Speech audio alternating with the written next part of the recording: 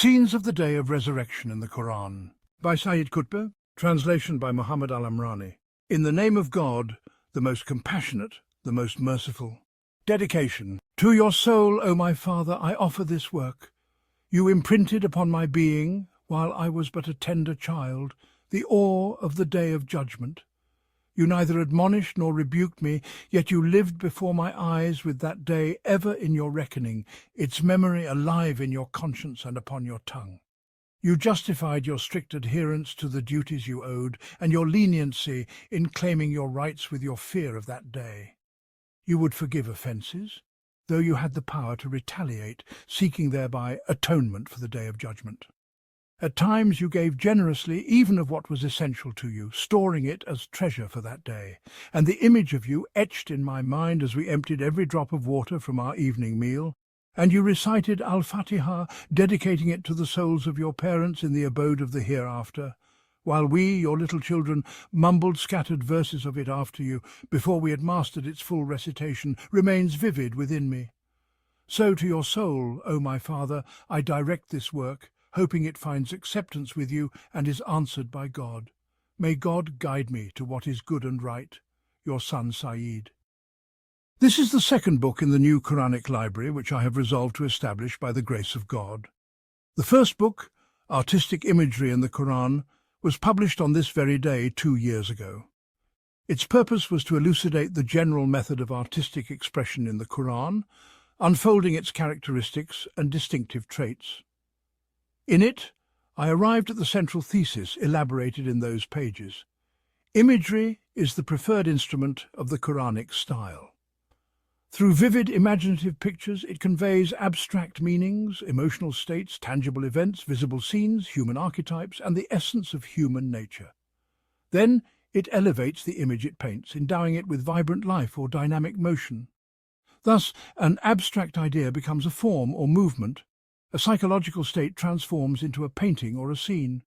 A human archetype stands forth, alive and vivid, and human nature becomes tangible, visible. As for events, scenes, narratives and landscapes, the Qur'an presents them as if they stand before us, pulsating with life and movement. When dialogue is added, all elements of imaginative creation are complete. No sooner does the narration begin than listeners are transformed into spectators, transported to the original stage of events, whether past or yet to come, where scenes unfold successively, movements renew themselves, and the listener forgets that these are mere words being recited or examples being set forth.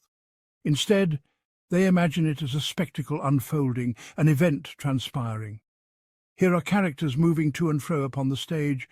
Here are the marks of emotion in all their varied hues, springing from the moment, harmonizing with the events. Here are words stirred by tongues, revealing hidden feelings. It is life itself, not merely a recounting of life. This thesis is supported by a meticulous enumeration of the Quranic texts. The stories, scenes of the day of resurrection, human archetypes and emotional logic in the Qur'an, along with the depiction of psychological states, the personification of abstract concepts, and the representation of events contemporary to the Muhammadan mission, constitute, in terms of quantity, more than 3/4 of the Qur'an. All of these employ the method of imagery. Only the passages of legislation, some polemical sections, and a few other purposes necessitating abstract intellectual exposition are excluded from this method. Even then, such sections are limited to approximately 1/4 of the Qur'an. Thus, there is no exaggeration in my assertion. Imagery is the preferred tool of the Quranic style.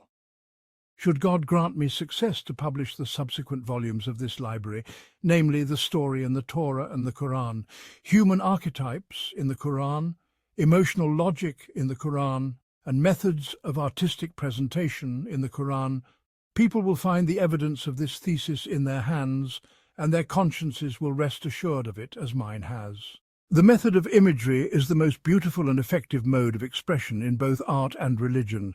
To illustrate its merit, as I noted in my book on imagery, it suffices to imagine meanings in their abstract, intellectual form, and then to envision them in their vivid, personified, pictorial form. In the first method, meanings address only the mind and consciousness, stripped of their beautiful shades. In the second, they speak to the senses and emotions, reaching the soul through myriad pathways, through the senses via imagination and rhythm, through perception via the senses, and through the stirred emotions via echoes and radiant light. The mind becomes but one of many portals to the soul, not its sole and singular gateway. This method undoubtedly holds merit in conveying the message of any creed, yet here we consider it purely from an artistic perspective. From this vantage it carries profound significance, for the primary function of art is to evoke emotional responses, to spread aesthetic delight through such evocation, to awaken the latent life within through these emotions, and to nourish the imagination with images to achieve all this. The method of imagery and personification ensures all these for the realm of beautiful art. It is through this method that the Qur'an portrays scenes of the day of resurrection. Some are magnificent epics, others vivid tableaux, and still others images and shadows. These scenes we shall explore in this book. I believe that in this book and its predecessor, and in those that will follow, my endeavour is nothing less than to restore the Qur'an to our sensibilities as fresh and enchanting as it was when the Arabs first received it, when it captivated them all, believers and disbelievers alike. The latter were so enchanted that they fled, crying out, "Do not listen to this Qur'an, and drown it out with noise that you may prevail," while the former were spellbound and responded, their souls filled with faith and certainty. The Qur'an, this miraculous and beautiful book, is the most precious treasure of the Arabic library. It deserves no less than to be presented anew, its freshness revived, rescued from the accumulations of linguistic, grammatical, jurisprudential, historical, and even mythical interpretations. Its artistic dimension must be highlighted, its literary qualities distilled, and sensibilities awakened to the wellsprings of beauty within it. This is my fundamental mission in the Quranic library. I've approached these scenes as they are depicted in the clear, luminous and simple apparent wording, without complicating them with far-fetched interpretations or introducing linguistic or religious discussions unnecessary to the beautiful artistic presentation.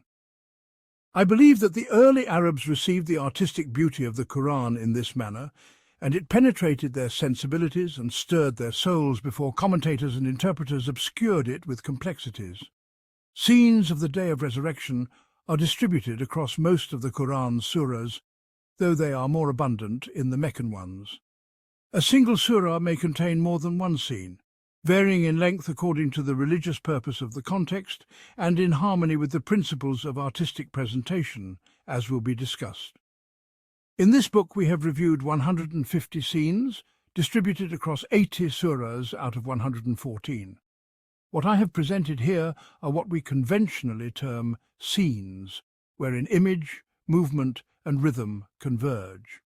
As for passages that merely mention the hereafter in abstract terms, or describe paradise with rivers flowing beneath it, or speak of painful, severe or humiliating punishment without painting a vivid or dynamic scene, I have not addressed them. Though they are exceedingly numerous, hardly a single surah is devoid of some reference, allusion or hint to them. Likewise, I have omitted a few brief scenes. Remarkably, despite the multiplicity of these scenes, rooted in a single essence, there is no sense of repetition. Each scene differs from the one before it, whether in its overarching structure or its details. This is a form of miracle akin to the miracle of creating millions of human beings, all of whom are human, yet each bears a unique visage and character in this wondrous divine museum. I had several approaches before me for presenting and categorizing these scenes. I chose the method of review, adhering as much as possible to the historical sequence of their revelation, presenting them according to the order of the surahs in which they appear, arranged by their order of descent. This is an approximate endeavour, not a definitive one, yet it is the only path available to us in the 14th century of the Hijra. There is, without doubt, a weakness in this arrangement, even if we assume certainty in ordering the surahs according to their revelation dates. It is well known that these surahs were not revealed in their entirety at once. Rather, their verses descended in fragments corresponding to specific occasions. We lack a complete record of the reasons and precise dates of revelation. Even for the verses whose causes and dates of revelation are known, opinions differ and accounts multiply, leaving room only for conjecture and probability. Had we possessed such a precise and invaluable record, it would have afforded us an unparalleled opportunity to trace the stages of the Islamic call, its methods in each phase, and to uncover the psychological and intellectual factors alongside the historical and local ones. Alas, with profound regret, this is beyond our reach now, save through intuition and speculation. Thus I have proceeded with the method of arranging these scenes according to the order of the surahs in which they appear. Despite its shortcomings, this approach allows the reader to review the scenes in their purity, to discern their artistic beauty, free from the intricacies of categorization and division. I have compensated for this by including a comprehensive chapter before the review of the scenes, discussing their general characteristics. I'm aware that these scenes do not reveal their full beauty unless reviewed within the context in which they appear, which would necessitate addressing the entire Qur'an, an undertaking beyond the scope here. Nevertheless, I have striven to the best of my ability to connect most of the scenes to their contextual framework, achieving my aim to some extent. Since the concept of the hereafter is deeply rooted in the human conscience to the extent that it serves as a measure of its awakening, and since it was addressed by pagan beliefs and religions before Islam, I deemed it fitting to include a brief chapter reviewing this idea throughout its long history. This is a swift survey, not encompassing all its developments but touching upon its principal milestones, though this fascinating topic deserves an independent study. In conclusion, I hope I have succeeded in my immediate goal with this book, as I pray to succeed in the distant aim I aspire to through its sequels. That distant aim is to present the Qur'an anew, to revive its pure artistic beauty, to rescue it from the accumulations of interpretation and complexity, and to distill it from the various purposes for which it was revealed, including even the religious purpose. My aim here is purely artistic, guided solely by the sensibility of an independent artistic critic. If in the end the sanctity of art converges with the sanctity of religion, that is an outcome I neither intended nor was influenced by. It is rather an inherent quality of this Qur'an, where the paths of inquiry ultimately meet, even if the traveller did not account for it along the way, and God is the granter of success. Sayyid Qutb, The Hereafter in the Human Conscience. The span of an individual's life on this earthly orb is brief, their days in this fleeting world numbered. Yet the desire to live is an innate yearning within them. Their needs on this earth are unending, their hopes boundless. But they die. They die with unfulfilled needs in their soul, leaving behind on earth their aspirations, as well as loved ones whose parting grieves them, as their absence grieves those left behind. Is there then a reunion after this departure? This is the first question. And the human gazes forth, witnessing the clash of good and evil, beholding the battle between vice and virtue, or what they perceive as such. Evil often surges unchecked, vice flaunts itself brazenly, and frequently evil triumphs over good, and vice overshadows virtue. In their limited lifespan, the individual does not witness the reaction, nor do they see the consequences of good and evil. When this human was but a child, or when they lived by the law of the jungle, this mattered little and caused no harm. Life was merely strength, survival for the fittest, but as their conscience awakened, it became unbearable to them that good should not have its turn, that evil should not meet its recompense. Belief in a just divinity inevitably entails retribution for good and evil. If it does not occur on earth in this world, then it must transpire in another world beyond. This is the second question. Then could the destiny of this human race, which has inhabited the earth and wrought upon it what it has, be akin to that of any insect, beast, or creeping thing, a brief, limited life in which nothing is ever fully realized before all ends forever? It was unbearable to them that their fate should be this miserable, degrading end. This is the third question. From these springs, gushing forth in the human conscience, one after another, flowed the idea of the hereafter. Just as the first spring revealed humanity's sense of the value of life, and the third, their pride in their species, and their expectation that cosmic forces would take them into account, not rendering their conclusion this fleeting individual life, so too did the second spring signify the awakening of their conscience, the stirring of their sense of justice, and their trust in the destinies of vice and virtue. These springs are humanity itself in its deepest depths and loftiest horizons. Ancient Egypt witnessed the first dawn of this overflowing spring in the awakening human conscience, the first belief in accountability after death for good and evil, and the first just recompense received by vice and virtue.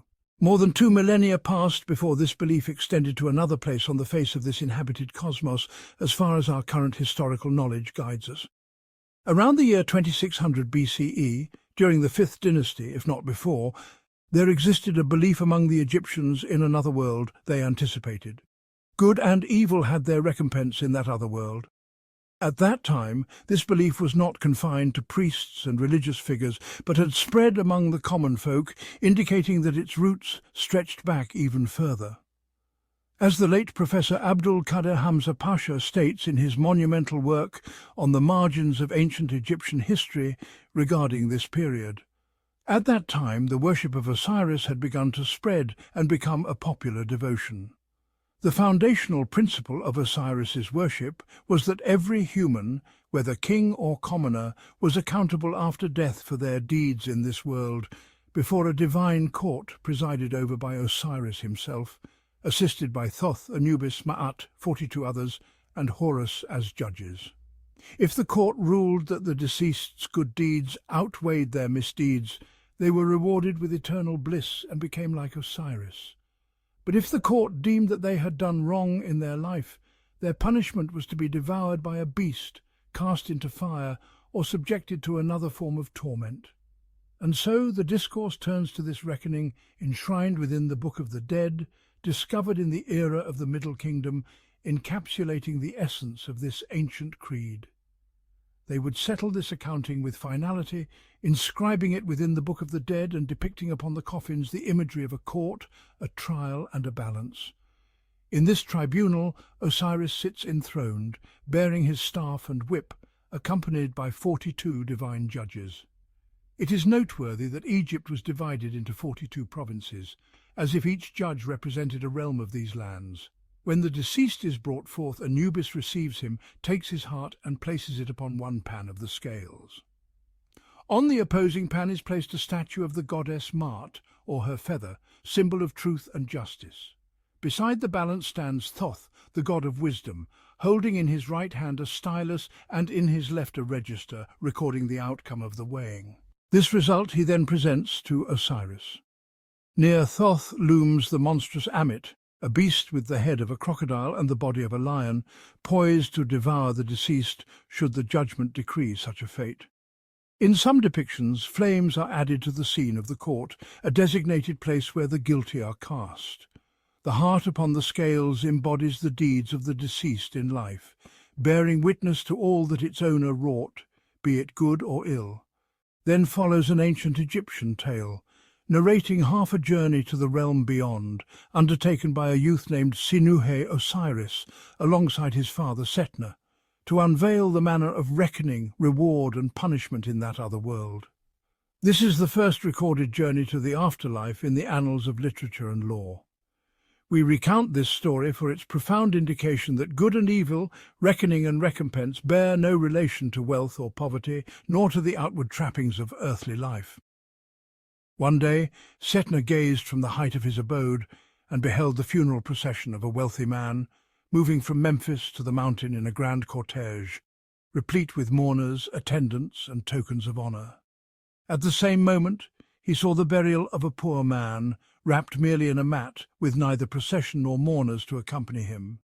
Turning to his son, Setna remarked, "I hope that my fate in the hereafter may be like that of this rich man, and not like that of this poor one."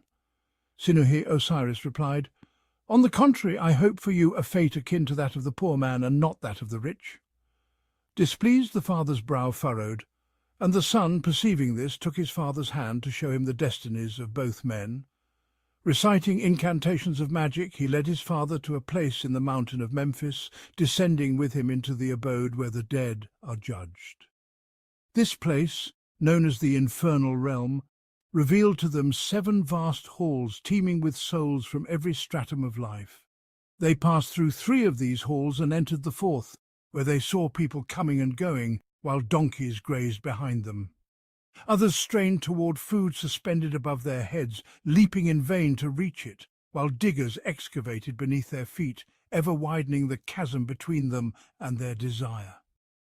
Then they entered the 6th hall, where they found the spirits of the righteous, each assigned a dwelling place, while at the entrance stood accused souls, pleading in supplication. There they beheld a man lying prostrate beneath a door, its hinge pivoting upon his right eye, turning with every opening and closing of the portal, while he cried out unceasingly in agony. Finally, they reached the 7th hall, where the divine arbiters of reckoning sat, heralds proclaiming the cases of the dead one by one. The great god Osiris was seated upon a golden throne, crowned with a diadem of twin feathers, with Anubis standing to his left and Thoth to his right. The other gods composing the council of this abode of judgment stood arrayed on either side, while the balance was set to weigh sins against virtues. Those whose sins outweighed their virtues were cast to the beast Amit to be devoured. Those whose virtues surpassed their sins were led to dwell among the gods, their souls ascending to the heavens, and those whose good and evil were balanced were neither devoured nor exalted, but assigned to servitude. The youth gazed and saw near Osiris a man of noble bearing and elevated station. Turning to his father, he said, "Do you see this man seated beside Osiris? He is the poor one you saw wrapped in a mat with no mourners at his funeral. He was brought here, his sins and virtues weighed, and the latter prevailed over the former." Thoth recorded in his register that this man had not enjoyed sufficient happiness on earth, and so Osiris commanded that all that had been prepared for the rich man, whose funeral you saw adorned with honours, be granted to him, and that his station be raised among the gods. As for the rich man, his sins and virtues were weighed, and the former outweighed the latter. He was consigned to retribution, and he is the one you saw with the door's hinge turning upon his right eye, crying out in torment. This tale holds immense value in unveiling the ancient Egyptians' conceptions of the afterlife, their reverence for justice in that realm, and the precision of the recompense meted out to individuals, heedless of their worldly appearances of wealth or status. To complete our portrayal of the Egyptians' vision of reckoning, we present here a text from the Book of the Dead, which delineates the meaning of good and evil upon which reward and punishment are based. This is a summary of the work translated by the late Abdelkader Hamza. The address is directed to Osiris by one of the deceased in defence of himself. "I have come to thee, bearing truth and banishing sin. I have not committed evil, nor have I transgressed, nor stolen, nor slain by treachery. I have not touched the offerings, nor lied, nor caused tears to fall from any eye, nor defiled myself. I have not slaughtered sacred animals, nor despoiled cultivated land, nor slandered, nor allowed anger to lead me astray from the path of right. I have not committed adultery, nor refused to heed the word of justice, nor harboured ill thoughts against the king or my father, nor polluted the waters, nor incited a master to mistreat his servant. I have not sworn falsely, nor cheated in the balance, nor withheld milk from the mouths of infants, nor repelled the birds of the gods, nor diverted water save in dire need, nor blocked an irrigation channel to another, nor extinguished a fire that ought to have burned, nor ever thought to belittle the gods. I am pure, I am pure." As for their conceptions of bliss and torment, we have already presented a portion thereof. We add here that there were further depictions of reward and punishment beyond those already described. The texts of the pyramids proclaim that the reward is ascension to the heavens after a journey fraught with peril, to dwell there with the gods or with the god Ra in his solar bark. Those who are rewarded with residence in the heavens are called the glorified or the blessed. The place where they abide in the heavens is its eastern side, or the eastern maritime region, for the Egyptians had observed in these quarters fixed stars, which they named the eternal stars, designating them as the abode of everlasting bliss for those who ascend to the heavens. The pyramid texts do not confine themselves to this generality in depicting the abode of bliss, but delve into detail, stating that the glorified dwell in celestial islands where there is a field called the field of food. From this field the glorified partake of delectable, ever-renewing and inexhaustible fare. There is another field named Field of Yaru, or as some say, Field of Yalu, meaning bamboo in the Egyptian tongue, according to Erman in his work La Religion des Égyptiens, p. 251, and a towering sycamore tree called the Tree of Life, beneath which the gods and the glorified sit to eat together. Nor is this the entirety of bliss, for alongside it, the sky goddess Nut and the serpent guardian of the sun offer their breasts to the ascended soul upon arrival, that he may suckle from them and be reborn as a child. He eats bread with the gods and drinks wine, his health improving day by day, better today than yesterday and destined to be better tomorrow than today. This is a brief summation of what the pyramid texts relate concerning the bliss bestowed upon the virtuous in this world. As for the Book of the Dead, it recounts among the manifestations of reward that the deceased sits in a hall before Osiris, ventures to the field of Yaru, and partakes of bread and pastries.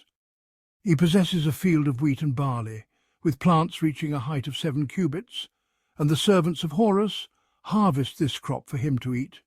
He may enter and exit the underworld at will, residing in the field of Yaru or the field of food, where he is glorified, planting and reaping, enjoying the company of women, and engaging in all that he did upon earth.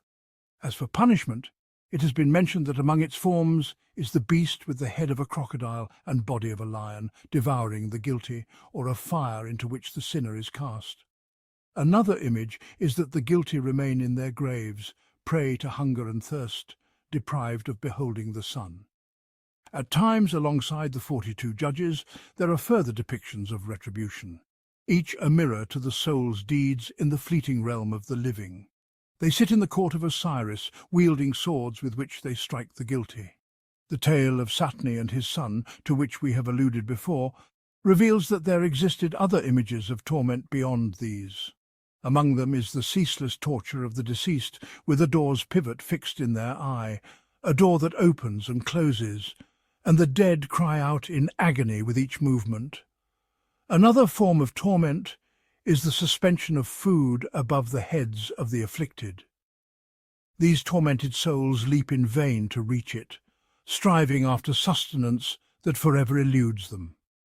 It may occur to one of us today that this vision of the hereafter is shrouded in many impurities, diminishing its worth. Yet we must remember that this concept arose within the shadow of a pagan creed, deeply rooted in the depths of antiquity. Nearly 5,000 years have passed since its inception, and for this very reason, it appears to us as a monument of immense value. When we further consider that over 3,000 years ago, Egypt knew the doctrine of monotheism through the faith of King Akhenaten, we can fathom the grandeur of this conscience that attained such heights at the dawn of history. There is yet another measure of this greatness. A full millennium elapsed after the Egyptian conscience embraced the concept of accountability before any other nation glimpsed the notion of an afterlife. When the Babylonians and Chaldeans finally came to know of this realm after 1,000 years, justice did not govern the fates of the departed, nor was recompense meted out for good or evil in that other world. Instead, the dead were consigned to a dark abode called Aralu, beneath the earth or in its eastern corner, where the goddess Alat presided over their judgment. And in this regard Maspero declares, "The good or evil deeds performed by the deceased during their lifetime held little weight in their reckoning. Rather, the judgment rested entirely on the devotion the individual had shown on earth to the gods in general, and to the goddess Alat in particular, through the offering of sacrifices, gifts, and the enrichment of temples." Then another millennium passes before the concept of the afterlife emerges among the Persians in the religion of Zoroaster and among the Greeks in their myths, upon which Homer relies in his epic, the Odyssey, wherein mention is made of Hades. As for the Zoroastrian faith, It envisions the soul's destiny thus. When a person dies, their soul lingers beside the body for 3 days and 3 nights, either basking in bliss or writhing in torment, reflecting the life they led. On the dawn of the 4th day, a wind arises, fragrant if the deceased was righteous, foul if they were wicked, and bears the soul to a place where it encounters either a beautiful maiden or a frightful hag. These are not true beings, but rather manifestations of the deceased's deeds, their conscience guiding them to the place of reckoning and final judgment. At the threshold of this passage stand 3 judges, among them Mithra. There a balance is set, with the good deeds of the deceased placed in one pan and their misdeeds in the other. The verdict on their fate is pronounced based on which pan rises or falls. It is noteworthy that reward and punishment are not assigned to each individual deed, but to the aggregate of both kinds. If the good outweighs the bad, the misdeeds are absolved, no matter how grave they may be in themselves. It is also observed that repentance and atonement hold no weight, and forgiveness is utterly absent from this reckoning, for it is founded on justice, not mercy.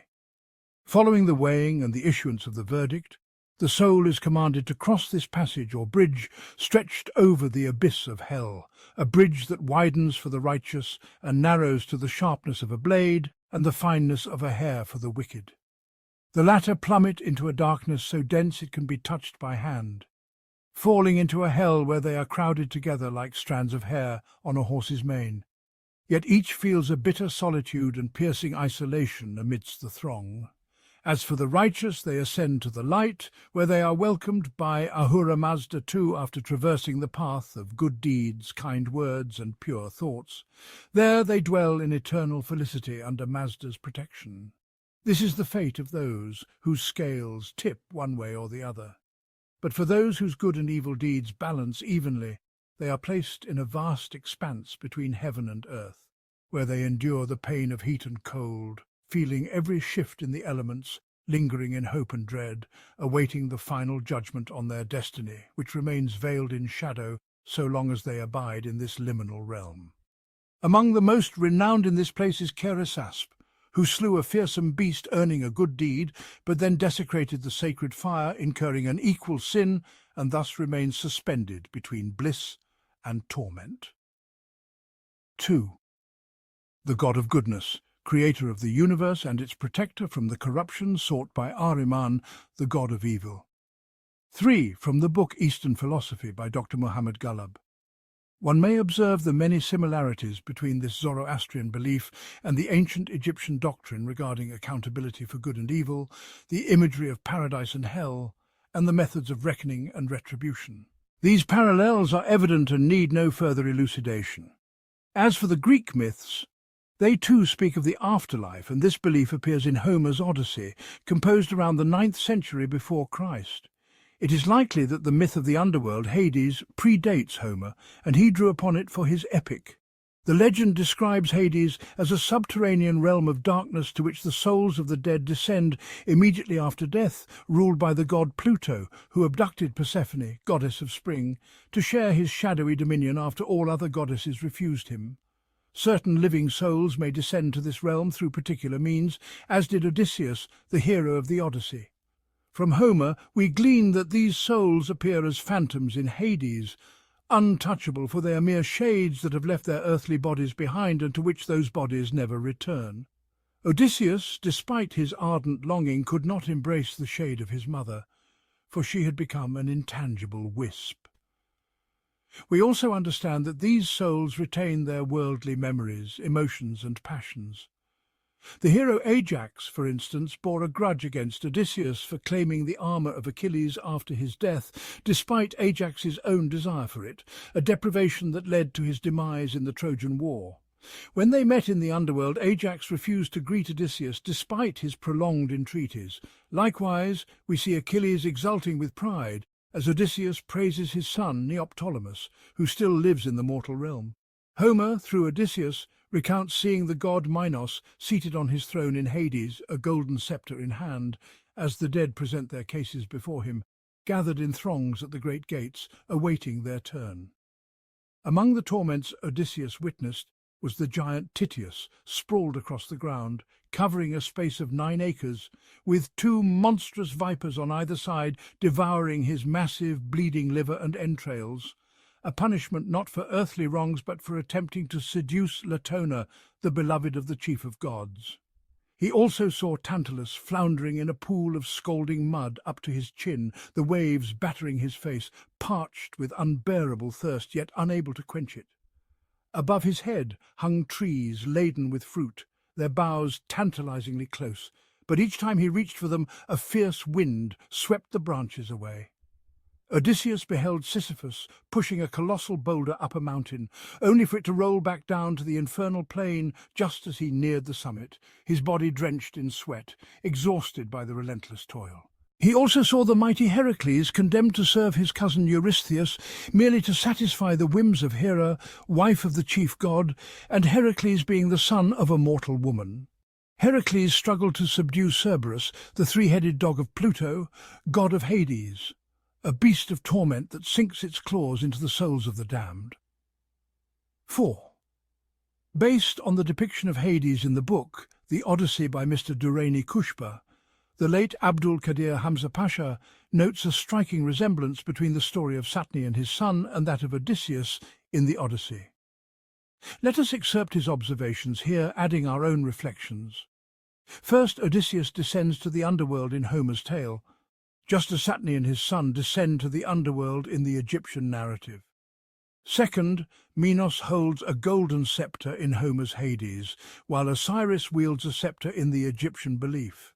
Third, the dead present their cases before Minos in Homer's underworld, just as the dead are summoned by heralds to present their cases before Osiris in the Egyptian story. Fourth, the dead stand or sit in the vast gated halls of Hades, as they do in the 7 halls of the Egyptian narrative. We add that the criminal in the Egyptian story is cast to the beast Amit, while in Homer's Hades a serpent devours the criminal's liver, or the terrifying 3-headed dog torments them.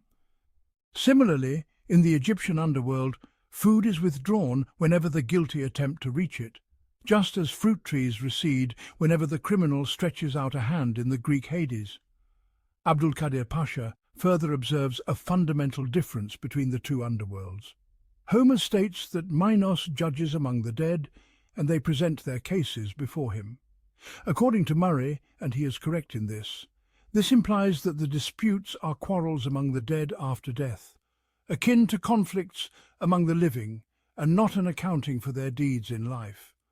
He then remarks, thus, Homer's Hades is not a realm of reckoning for people's actions in life, but a place of adjudication for disputes and contentions after death. Consequently, Homer's Hades lacks the moral and reformative value inherent in the Egyptian underworld. Hence, we are justified in asserting that Homer sought to borrow the Egyptian story of Satni and his son and the court of Osiris, but fell short, for he captured only the form and missed the essence entirely. These are penetrating observations, supported by what we have seen in Homer's Hades, where some of the tormented bear no guilt save that they stood in the path of the lusts of the chief god, his wife Hera, or other deities. Greek myths abound with evidence that desires and caprices held sway, while conscience and justice had no reckoning in either this world or the next. Herein lies the distinction of the Egyptian belief, its lofty horizons shining forth amidst these pagan creeds that emerged some 2,000 years after it. Before we trace the evolution of the concept of the afterlife among the Greeks and Romans after Homer's era, let us explore it in the ancient Indian religions. In neither Hinduism nor Buddhism, a faith held by a sect of Indians, the people of Ceylon, much of Japan, and many in China, do we find an afterlife of reckoning and recompense as understood elsewhere. Instead, there is nirvana, the annihilation into the Supreme Spirit, though the paths to this state differ between the 2 faiths. Hinduism possesses its sacred texts, namely the Vedas, Brahmanas, Upanishads, and the Vedanta, the most recent of them. The Vedas, Brahmanas, and Upanishads are considered revealed scriptures among Hindus, encompassing diverse and divergent inclinations.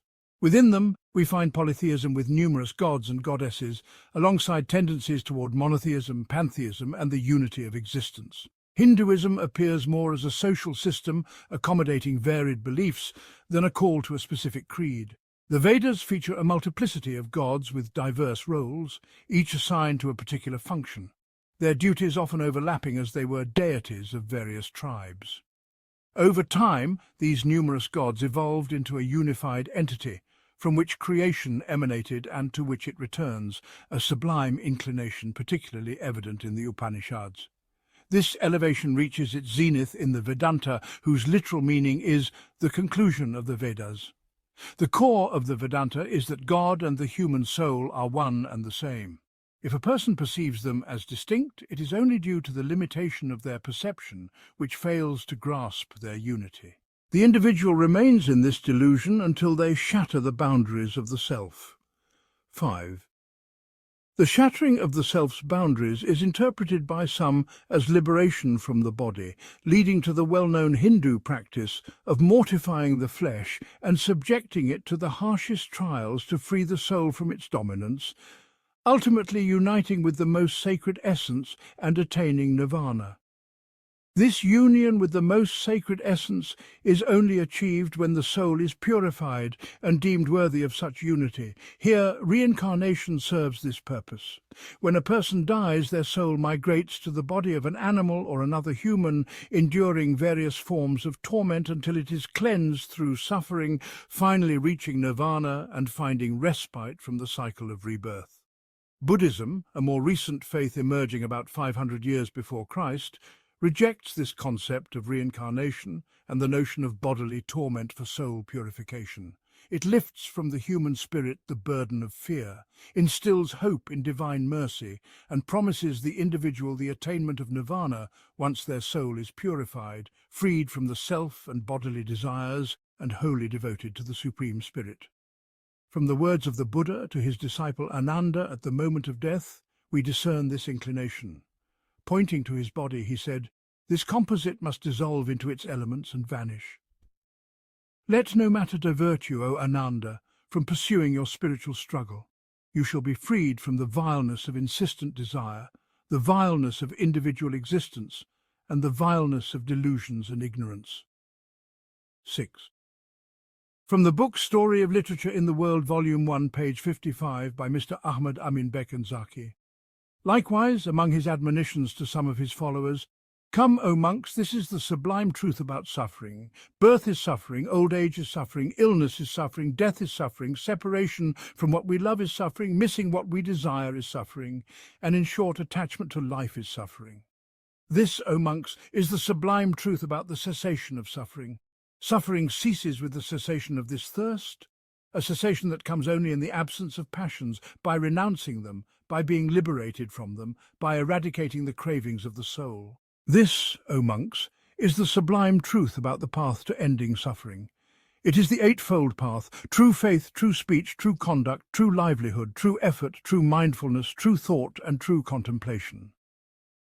7. From the book Modern Sinbad by Dr. Hussein Fawzi. Note that it mentions 7 paths, not 8.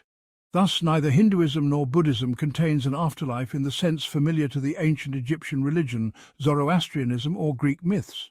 Instead, there is reincarnation, suffering, and torment to atone for misdeeds in Hinduism, and resistance to desires, detachment from greed, and renunciation of selfhood in Buddhism, all ultimately leading to annihilation in the Supreme Spirit, to nirvana and union with the divine essence.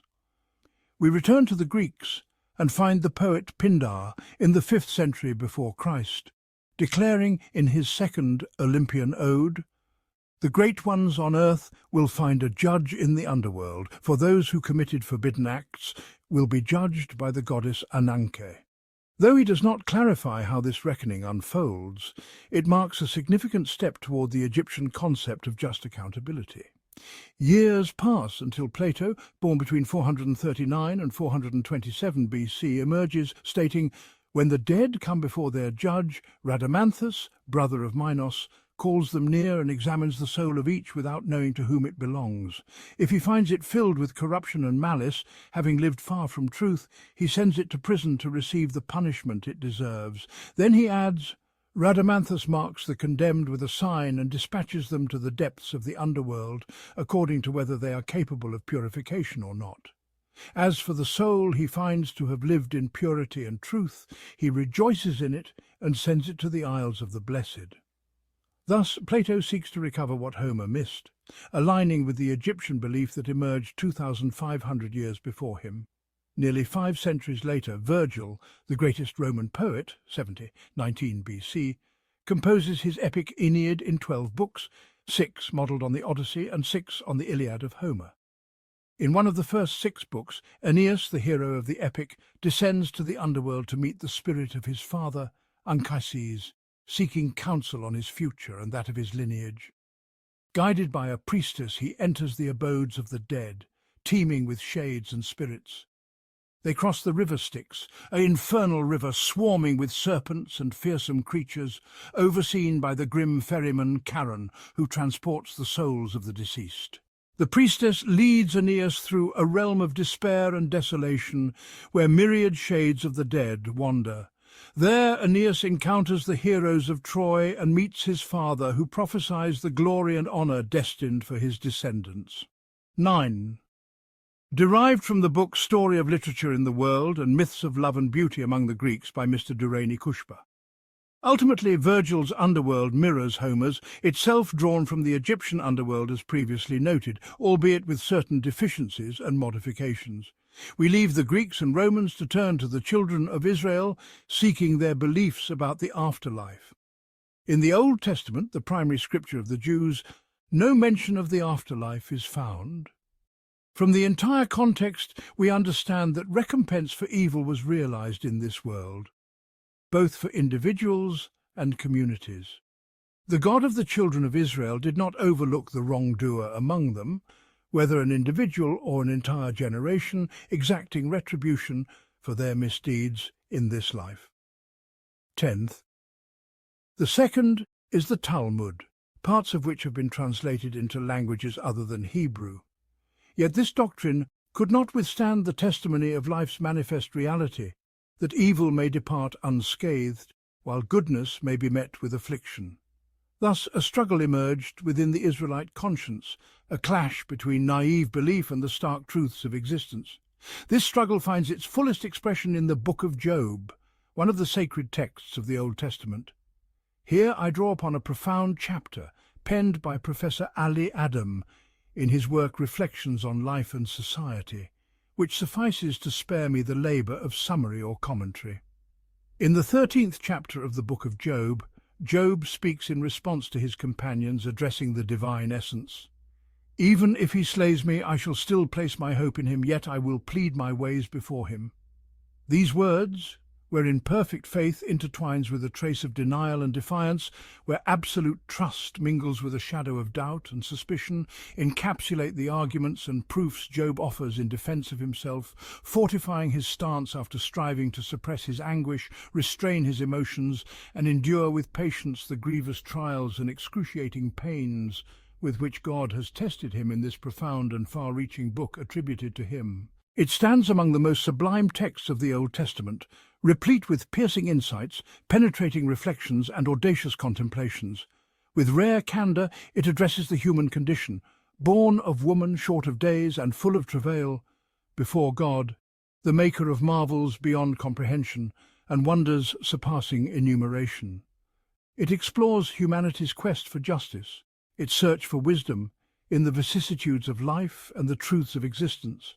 The book paints, with unparalleled precision and truth, the intense conflict between the doubts that assail the human soul regarding the presence of divine justice manifest in human trials and the destinies of nations, and the steadfast faith that strives to repel the onslaught of skepticism, to shield itself from its assaults, and ultimately to pursue and conquer it. This book unveils a pivotal stage in the evolution of Israelite religious thought, when doubts began to seep into the belief that the righteous and upright man would receive immediate recompense in his lifetime for the straightness of his path and the purity of his intent, while he who strays from righteousness and commits sins would face punishment and receive his just deserts. Yet it was observed that the daily realities and recurring events of life did not corroborate this simplistic belief, nor did they affirm that the wicked would inevitably face the consequences of their evil, or that the good would be rewarded for their deeds. Indeed, righteousness might sometimes bring ruin upon the upright. This question consumed minds, unsettled souls, and stirred deep reflections. Should one doubt divine justice, or is there hidden within the events of life and the movements of the cosmos a justice imperceptible to the eye and beyond the grasp of thought, veiled behind apparent inequity? Thus, the horizons of the concept of justice expanded, rising above and sweeping away objections born of limited vision and deficient understanding. The matter grew graver still, for the idea of the afterlife had not yet cast its shadow, nor directed thoughts toward it. It must be that the notion of another world began to take root among the children of Israel during their long history after the writing of the Old Testament. For we find in the Gospel of Matthew, in its 22nd chapter, mention of, "On that day Sadducees came to him, those who say there is no resurrection." From this we understand that they were a sect among the Israelites at the time of Christ who denied the resurrection, while we know that the Pharisees affirmed it, as evidenced in the book of Acts chapter 23, where Paul the Apostle declares, "I am a Pharisee, the son of a Pharisee, concerning the hope and resurrection of the dead." Paul speaks thus to the governor of Caesarea, whom the Jews had incited to seize him under the pretext that he was a corrupter and instigator of discord among all the Jews throughout the inhabited world. Then, in chapter 24, he states, "Thus I worship the God of my fathers, believing all things written in the law and the prophets, and I have hope in God, which they themselves also await, that there shall be a resurrection of the dead, both of the just and the unjust." Thus, a belief in a day of judgment emerged among a group of the children of Israel, though we cannot pinpoint precisely when this doctrine infiltrated their thought. The earliest allusion we find is in the book of Isaiah, who lived around the 3rd century BCE. Yet there is no certainty that it refers explicitly to the day of resurrection, as in his prophetic utterance. "Behold, the Lord will empty the earth and make it desolate, turning its surface and scattering its inhabitants," until he says, "And it shall be that he who flees from the sound of terror shall fall into the pit, and he who climbs out of the pit shall be caught in the snare. For the windows of heaven are opened, and the foundations of the earth tremble. The earth is utterly broken, the earth is split apart, the earth is violently shaken. The earth staggers like a drunkard, it sways like a hut, its transgression lies heavy upon it, and it falls, never to rise again. And on that day the Lord will punish the host of heaven in heaven, and the kings of the earth on earth. They will be gathered together as prisoners in a dungeon, shut up in a prison. Then after many days they will be visited. The moon will be confounded and the sun ashamed, for the Lord of hosts will reign on Mount Zion and in Jerusalem, and before his elders glory." Yet this day might merely be a day of this world, and it is most likely so. For in chapter 25 Isaiah declares, "And it will be said on that day, Behold, this is our God. We have waited for him, and he will save us. This is the Lord. We have waited for him. We will be glad and rejoice in his salvation. For the hand of the Lord will rest on this mountain, and Moab shall be trampled underfoot in his place, as straw is trampled down in the water of a dung heap. He will spread out his hands as a swimmer spreads out his hands to swim, but the Lord will lay low his pride despite the skill of his hands. The lofty fortifications of your walls he will bring down, lay low and cast to the ground, to the dust." And in chapter 26, "On that day this song will be sung in the land of Judah. We have a strong city. He sets up salvation as walls and bulwarks. Open the gates, that the righteous nation that keeps faith may enter in." Thus this day might refer to a victory of Israel over its enemy Moab, rendering it a localized event prophesied by Isaiah, akin to other prophecies in the Old Testament. Likewise, another allusion to a day resembling the day of resurrection appears in chapter 12 of the book of Daniel, who lived in the 2nd century BCE. This reference is more suggestive of a resurrection than that of Isaiah, yet it too might pertain to a day of earthly events or a prophecy concerning the future of the people of Israel. Daniel recounts, as inspired by divine revelation, "At that time Michael, the great prince who stands watch over the children of your people, will arise, and there will be a time of distress such as has not been since there was a nation till that time. But at that time your people shall be delivered, everyone whose name is found written in the book. And many of those who sleep in the dust of the earth shall awake, some to everlasting life, and some to shame and everlasting contempt. And those who are wise shall shine like the brightness of the sky above, and those who turn many to righteousness, like the stars forever and ever." Yet this comes after a lengthy discourse on the rise of 3 kings in Persia and a 4th, wealthier and mightier, who would attack the kingdom of Greece and so forth until this day arrives at the end. This context renders the reference inconclusive as a definitive mention of the day of resurrection, for the awakening of the prophets and the righteous from death often appears in such prophecies as a sign for the people of Israel, occurring within the context of earthly life and not indicating a transition to another world.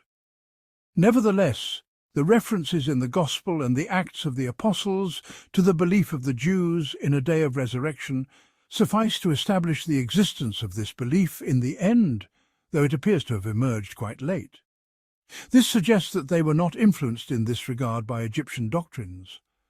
As for Christianity, it holds the concept of the kingdom of God and eternal life for bliss, alongside hell, fire, and darkness for torment.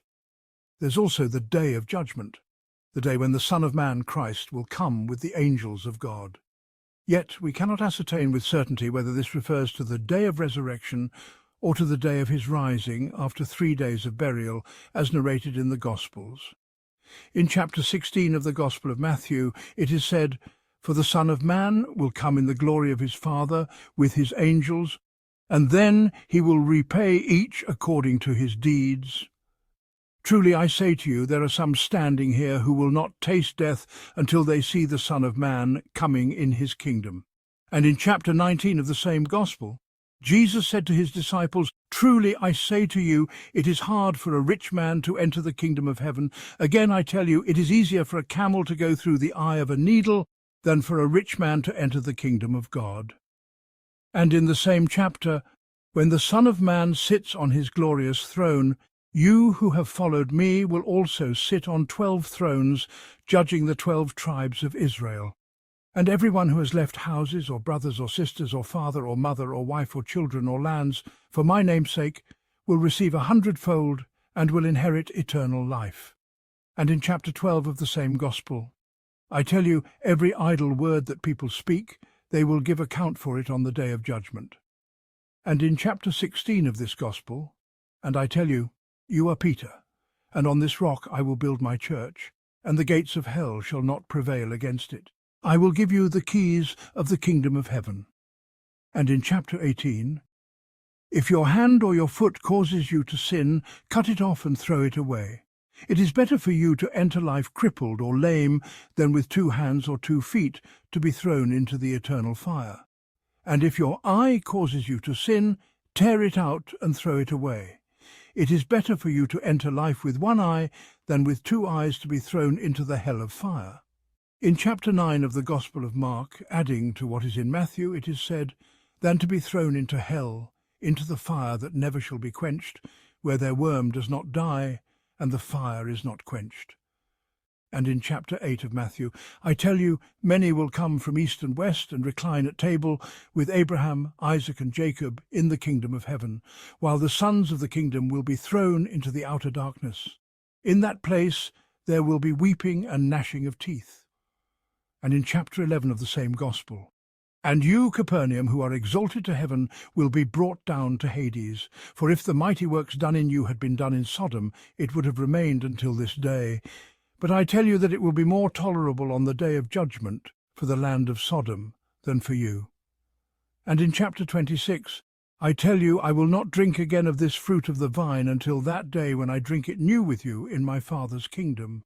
Thus, we encounter only these brief allusions to bliss in the kingdom of heaven and torment in the fire of hell or the outer darkness. Only once do we find some elaboration in chapter 25 of the Gospel of Matthew. When the Son of Man comes in his glory, and all the holy angels with him, then he will sit on the throne of his glory. All the nations will be gathered before him, and he will separate people one from another as a shepherd separates the sheep from the goats. And he will place the sheep on his right, but the goats on the left. Then the king will say to those on his right, "Come, you who are blessed by my Father, inherit the kingdom prepared for you from the foundation of the world. For I was hungry, and you gave me food. I was thirsty, and you gave me drink. I was a stranger, and you welcomed me. I was naked, and you clothed me. I was sick, and you visited me. I was in prison, and you came to me." Then the righteous will answer him, saying, "Lord, when did we see you hungry and feed you, or thirsty and give you drink? And when did we see you a stranger and welcome you, or naked and clothe you? And when did we see you sick or in prison and visit you?" And the king will answer them, "Truly I say to you, as you did it to one of the least of these, my brothers, you did it to me." Then he will say to those on his left, "Depart from me, you cursed, into the eternal fire prepared for the devil and his angels. For I was hungry, and you gave me no food. I was thirsty, and you gave me no drink. I was a stranger, and you did not welcome me, naked, and you did not clothe me, sick, and in prison, and you did not visit me." Then they also will answer, saying, "Lord, when did we see you hungry, or thirsty, or a stranger, or naked, or sick, or in prison, and did not minister to you?" Then he will answer them, saying, "Truly I say to you, as you did not do it to one of the least of these, you did not do it to me." And these will go away into eternal punishment, but the righteous into eternal life. This is the only detailed depiction of resurrection, reckoning, bliss and torment in the Gospels we possess, upon which the Christian faith rests to this day, alongside the epistles and commentaries, the details of which are beyond the scope of this discourse. Despite the presence of some Jews and Christians in the Arabian Peninsula, the concept of the hereafter failed to spread among the Arabs of the region. The notion of resurrection remained alien, met with vehement rejection when Muhammad, peace and blessings be upon him, arrived with the Qur'an. The disbelievers said, "Shall we point out to you a man who informs you that when you have disintegrated completely, you will be in a new creation? Has he invented a lie about God, or is there madness in him?" And they said, "There is nothing but our worldly life. We die and we live, and nothing destroys us but time." Yet they had no knowledge of this. They only conjectured. Qur'an 45:24-25. Thus, the Qur'an transported them to the horizons of the hereafter in a manner unparalleled in the history of humanity, in a way no human imagination had conceived since the idea first germinated in the conscience of ancient Egypt, until Islam cast its shade over mankind. Perhaps a portrayal of the scenes of resurrection will reveal the extent of the leap to which Islam elevated the Arabs, as they came to believe in another world, in paradise and hell, in bliss and torment, in absolute justice and boundless mercy, in a form more perfect and purer than any prior conception in the long history of humanity. The story of that world is elaborated in the chapters to come, the hereafter in the Qur'an. The scenes of resurrection in the Qur'an stand among its most vivid portrayals, embodying in particular all the characteristics I have discussed in my book on imagery, some of which I have excerpted in the introduction to this work. The Qur'an pays profound attention to the scenes of resurrection, the awakening, the reckoning, the bliss and the torment. Thus, that other world, promised to humanity after this present one, is not merely described, but vividly depicted, tangible, alive and dynamic, standing before the eyes. Muslims lived in this world with a complete existence. They beheld its scenes and were moved by them. Their hearts trembled at times and their skins shivered at others. Fear surged through their souls on occasion, only to be followed by reassurance. They felt the scorching heat of hell's flames and were touched by the gentle breezes of paradise. Thus, they came to know this world with absolute certainty before the promised day. This world is utterly simple, as clear as the Islamic creed itself: death and resurrection, bliss and torment. Those who believe and do righteous deeds shall have paradise with all its delights, while those who disbelieve and deny the meeting with God shall have hell with all its torment. There is no intercession there, no ransom from punishment, and not the slightest deviation in the precise balance of justice. So whoever does an atom's weight of good will see it, and whoever does an atom's weight of evil will see it. Qur'an 99:7-8. On that day no father will avail his child, nor will a child avail his father anything. Qur'an 31:33. Yet this simple and evident truth is presented in manifold images, depicted within a complete world teeming with scenes manifesting in dozens of forms, shapes and traits. It weaves together magnificent artistic epics that captivate the soul, engage the imagination, and immerse the senses. Shadows flicker within them, adding unique pages to the treasury of literary art, unparalleled and without equal. Whatever the forms and images may be, and we shall elaborate on them in detail later, there is one overarching characteristic. These are living scenes, drawn from the realm of the living, not mere abstract colours or rigid lines. These scenes overflow with dimensions and distances, filled by emotions, intuitions, thoughts and stirrings. They sketch situations as they resonate within living human souls or within elements of nature imbued with life. Then the traits and features diverge across the various scenes, yet they never depart from this essential, all-encompassing characteristic. Another fundamental trait inherent in all these scenes is their immediacy. They are present today, visible to the eye, felt by the soul. The vast chasm between the two worlds becomes near, and at times it vanishes altogether. Indeed, sometimes the hereafter seems the present reality, while this world appears as a distant past recalled by those who remember. This trait vivifies these scenes in the soul and intensifies their impact on the senses. It is achieved through various means, some of which we shall outline briefly. At times a scene begins in this worldly life and concludes in the hereafter without pause or separation, giving the impression that they are close, so close, and that humanity traverses the journey in a wondrous, seamless flow. Has there come upon man a period of time when he was not a thing remembered? Indeed, we created man from a sperm-drop mixture that we may test him, and we made him hearing and seeing. Indeed, we guided him to the way, be he grateful or be he ungrateful. Indeed, we have prepared for the disbelievers chains and shackles and a blaze. Indeed, the righteous will drink from a cup whose mixture is of kafur, a spring from which the servants of God drink, making it flow in abundance. Qur'an 76:1-6. And the discourse continues with images of bliss and torment, so that you feel you have traversed the long journey in mere moments, a journey that begins before man's creation, when he was not a thing remembered, and ends in paradise and hell, encompassing life itself in a few brief passages. At other times, it presents this world and the hereafter as simultaneously present. Here are a people hastening the prophet for punishment while they are already encircled by hell. They urge you to hasten the punishment. And indeed, hell will be encompassing of the disbelievers, Qur'an 29:54. And at times it begins with a story set in this world, then continues its narrative until we find ourselves in the hereafter. Here is Pharaoh leading his people in this life, and the journey persists until he leads them to the fire. And we sent Moses with our signs and a clear authority to Pharaoh and his chiefs. But they followed the command of Pharaoh, and the command of Pharaoh was not rightly guided. He will precede his people on the day of resurrection and lead them into the fire, and wretched is the place to which they are led. Qur'an 11:96-98. At times the discourse weaves a seamless bond between the scenes of this worldly life and the visions of the hereafter, driving them forward in a single unified stream, as though both are present in the very moment of time, alternating between precedence and deferment. When the stars are dimmed, and when the sky is rent asunder, and when the mountains are blown away, and when the messengers are brought together, for what day has this been deferred? For the day of decision. Qur'an 77:8-13. And what will make thee comprehend what the day of decision is?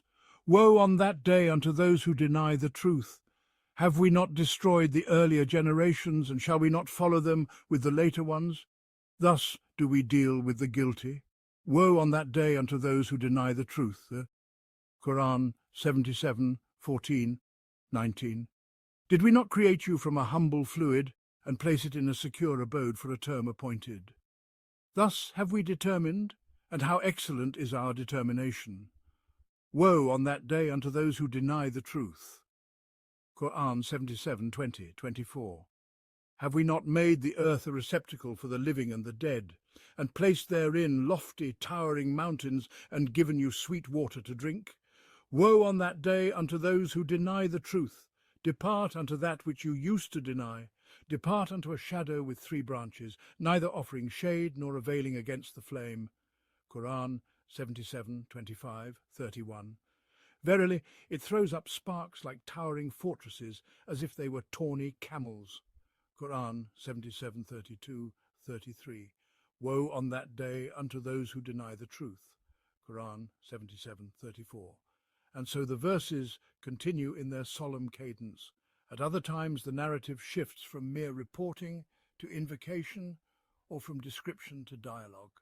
It seems to thee as if the scene is unfolding before thine eyes, with words directed in address, or a conversation unfolding within. And the agony of death comes in truth. That is what thou wast wont to flee. And the trumpet is blown, that is the day of the threat. And every soul comes forth, with it a driver and a witness. Verily, thou wast heedless of this. Now we have removed thy veil, so thy sight today is piercing.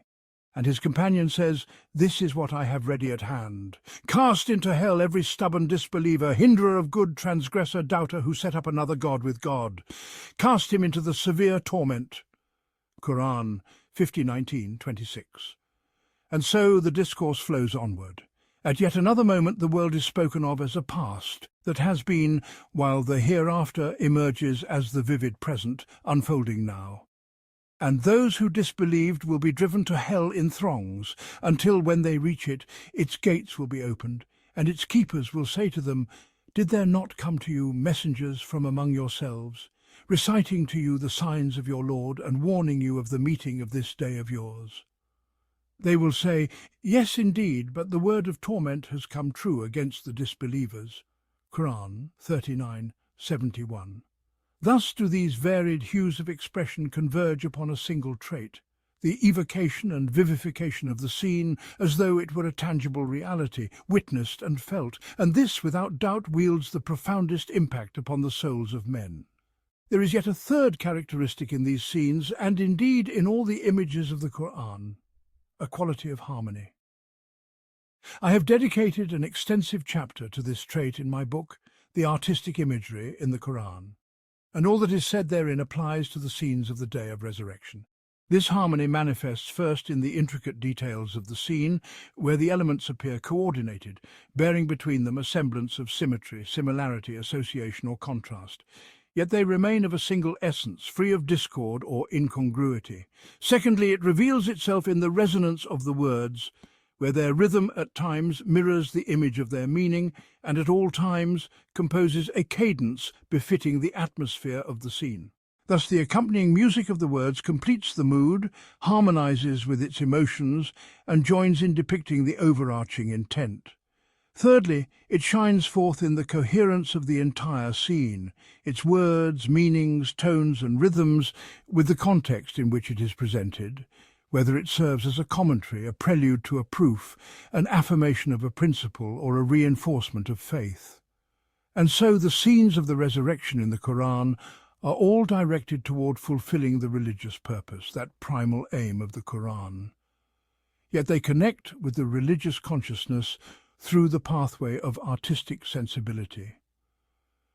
To elaborate on these shades of harmony here would require a chapter as expansive as that in the artistic imagery in the Qur'an. Therefore, I suffice with this concise statement and refer the reader to the detailed examination of these scenes in that work. We have paused at some of these scenes, without encompassing them all, and taken a selection as exemplars of this harmony as befits the occasion. I say, we have lingered over some, not all, and made this selection a model of harmony, for to pursue it in every scene would inflate the volume of this work and risk repetition.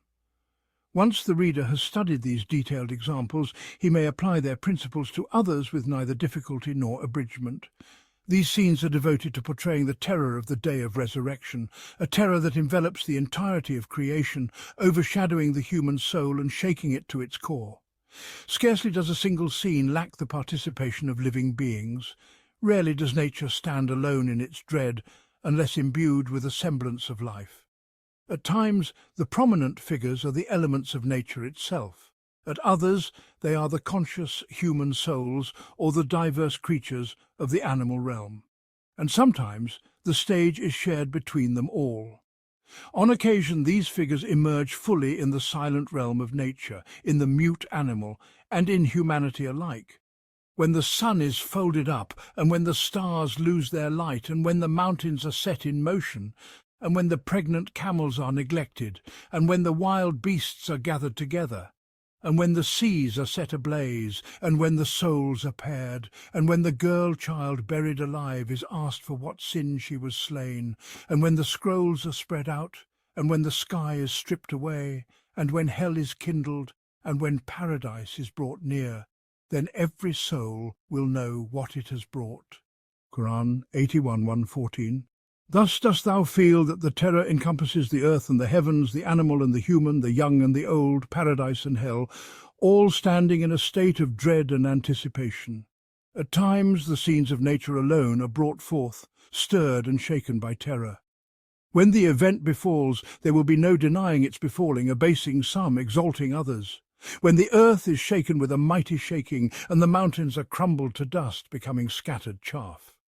Qur'an 56:1-6. And at other moments we glimpse terror in the shadows of the psyche, in the tremors of emotion. On the day when a man will flee from his brother and his mother and his father and his wife and his children, for every man that day will have a concern that suffices him. Qur'an 80:34-37. How will it be, then, when we bring from every nation a witness, and we bring thee as a witness against these? On that day those who disbelieved and disobeyed the messenger will wish that the earth were levelled with them, and they will not hide any word from God. Qur'an 4:41-42. O mankind, fear your Lord. Verily, the convulsion of the hour is a tremendous thing.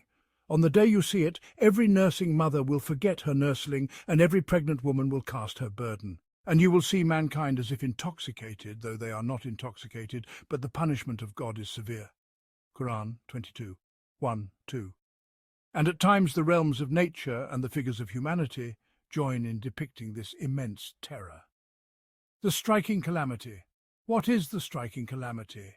And what will make thee comprehend what the striking calamity is? On the day when mankind will be like scattered moths, and the mountains will be like carded wool. Qur'an 101:1-5. On the day when the earth and the mountains tremble, and the mountains become a heap of shifting sand. Verily, we have sent to you a messenger as a witness over you, just as we sent to Pharaoh a messenger. But Pharaoh disobeyed the messenger, so we seized him with a grievous seizure. How then will you guard yourselves if you disbelieve against a day that will turn children grey-haired when the sky is rent asunder? His promise is ever fulfilled. Qur'an 73:14-18. These scenes are concerned with portraying the moments of reckoning before the states of bliss or torment. Here we encounter manifold styles of presentation and diverse traits of the depicted situation. At times, the scene of presentation and reckoning stretches long, so that thou might think it shall endure forever. At others, it passes swiftly, fleetingly, scarce allowing the eyes to linger upon it. This variation is determined by artistic principles rooted in psychological and emotional foundations, shaped by the nature of the moment, and ultimately aligned with the religious purpose, fulfilling it in the end. At one instance it lingers thus: "And they will all come forth before God, and the weak will say to those who were arrogant, Verily we were your followers, so can you avail us aught against the punishment of God? They will say, Had God guided us, we would have guided you. It is the same for us whether we are impatient or patient, there is no escape for us. And Satan will say, when the matter is decided, Verily God promised you a promise of truth, and I promised you but failed you. I had no authority over you, except that I called you, and you responded to me. So blame me not, but blame yourselves. I cannot be your helper, nor can you be mine. Verily, I disbelieve in your associating me with God aforetime. Indeed, for the wrongdoers is a painful torment. Qur'an 14:21-22. And on that day the wrongdoer shall bite his hands in anguish, crying out, O would that I had taken a path with the messenger! Ah, woe unto me! Would that I had not taken such a one for a friend! Verily he led me astray from the reminder after it had come to me. And ever is Satan a betrayer of man. Qur'an 25:27-29. And every soul shall be held in pledge for what it has earned, save the companions of the right hand. In gardens of bliss they shall inquire of the guilty, What has brought you into the fire of hell? They shall answer, We were not of those who prayed, nor did we feed the needy. We indulged in vain discourse with those who indulge, and we denied the day of judgment until the certainty came upon us. Qur'an 74:38-47. Thus the first scene departs, laden with dialogue and contention, the second with regret and lamentation, and the third with a prolonged confession. Each of these moments calls for pause and deliberation, that the heart may be stirred and the soul impacted. At times the depiction is brief, flashing like a glimpse. And every soul shall be fully recompensed for what it has done, and he knows best what they do. Qur'an 6:152. And when the trumpet is blown, there shall be no ties of kinship between them on that day, nor shall they ask after one another. Qur'an 23:101. The guilty shall be known by their marks, and they shall be seized by their forelocks and their feet. Qur'an 55:41. The reasons for brevity vary according to the context in which they appear. At times brevity is employed because the moment is one of stillness, solemnity, and awe, a moment unfit for debate or discourse. At other times it serves to deliver a decisive final word with a single statement that ends all argument, and sometimes the intent is to convey clarity, rendering further speech or elaboration unnecessary. Thus, from diverse purposes arises this fleeting, concise portrayal. These scenes are devoted to painting the images of bliss and torment after the resurrection and the reckoning. At times they are rendered as tangible material realities perceived by the senses, at others as spiritual states grasped by the soul, and sometimes they blend both hues into a single canvas. The material torment palpable to the senses is embodied in vivid imagery. And as for those who hoard gold and silver and spend it not in the way of God, give them tidings of a painful torment, on the day when it shall be heated in the fire of hell, and with it their foreheads, their flanks, and their backs shall be branded. This is what you hoarded for yourselves. Taste now what you used to hoard. Qur'an 9:34-35. And these two are adversaries who dispute concerning their Lord. As for those who disbelieve, garments of fire shall be cut out for them. Boiling water shall be poured over their heads, with which shall be melted what is in their bellies and their skins, and for them are hooked rods of iron. Whenever they seek to escape therefrom from anguish, they shall be driven back into it, and it shall be said, Taste the torment of burning. Qur'an 22:19-22. And this torment, as you behold, sears the skin and the entrails, scorching the very bodies. Likewise, the material bliss, tangible to the senses, is depicted with equal vividness. And the companions of the right hand, what are the companions of the right hand? They shall dwell among thornless lote trees and clustered plantains, and spreading shade and gushing water and abundant fruit, neither out of reach nor forbidden, and on lofty couches. Verily, we have created them anew and made them virgins, loving and of equal age, for the companions of the right hand. And verily for the God-fearing awaits a beautiful return. Gardens of Eden with gates opened wide for them, wherein they recline, calling for abundant fruit and drink, and with them shall be maidens of modest gaze of equal age. This is what you are promised for the day of reckoning. Qur'an 56:27-40. This is a bliss that delights the bodies and the senses, a sweetness savoured by the limbs and the flesh. Yet both bliss and torment are refined and deepened until they become subtle psychological shades, experienced uniquely by the soul or reflected upon the countenance, as in these portrayals. For bliss, verily those who believe and do righteous deeds, the most merciful shall appoint for them affection. Qur'an 19:96. And whoever obeys God and his messenger, those shall be with the ones upon whom God has bestowed favour, of the prophets, the steadfast affirmers of truth, the martyrs and the righteous. And excellent are those as companions. Qur'an 4:69. And for torment, verily we have warned you of a torment near at hand, on the day when a man shall see what his hands have sent forth, and the disbeliever shall say, O would that I were dust. Qur'an 78:40.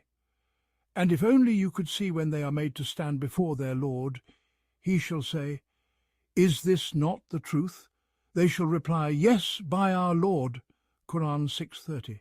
And so forth in scenes where bliss and torment manifest purely within the soul and conscience, as either joy, serenity and love, or as remorse, shame and self-reproach. At times the manifestations of bliss or torment intermingle and intertwine, the material blending with the spiritual.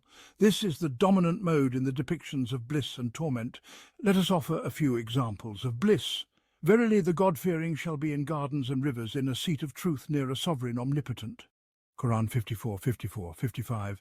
Verily the inhabitants of paradise on that day shall be joyfully occupied, they and their spouses in shades, reclining on couches. For them therein is fruit, and for them is whatever they request.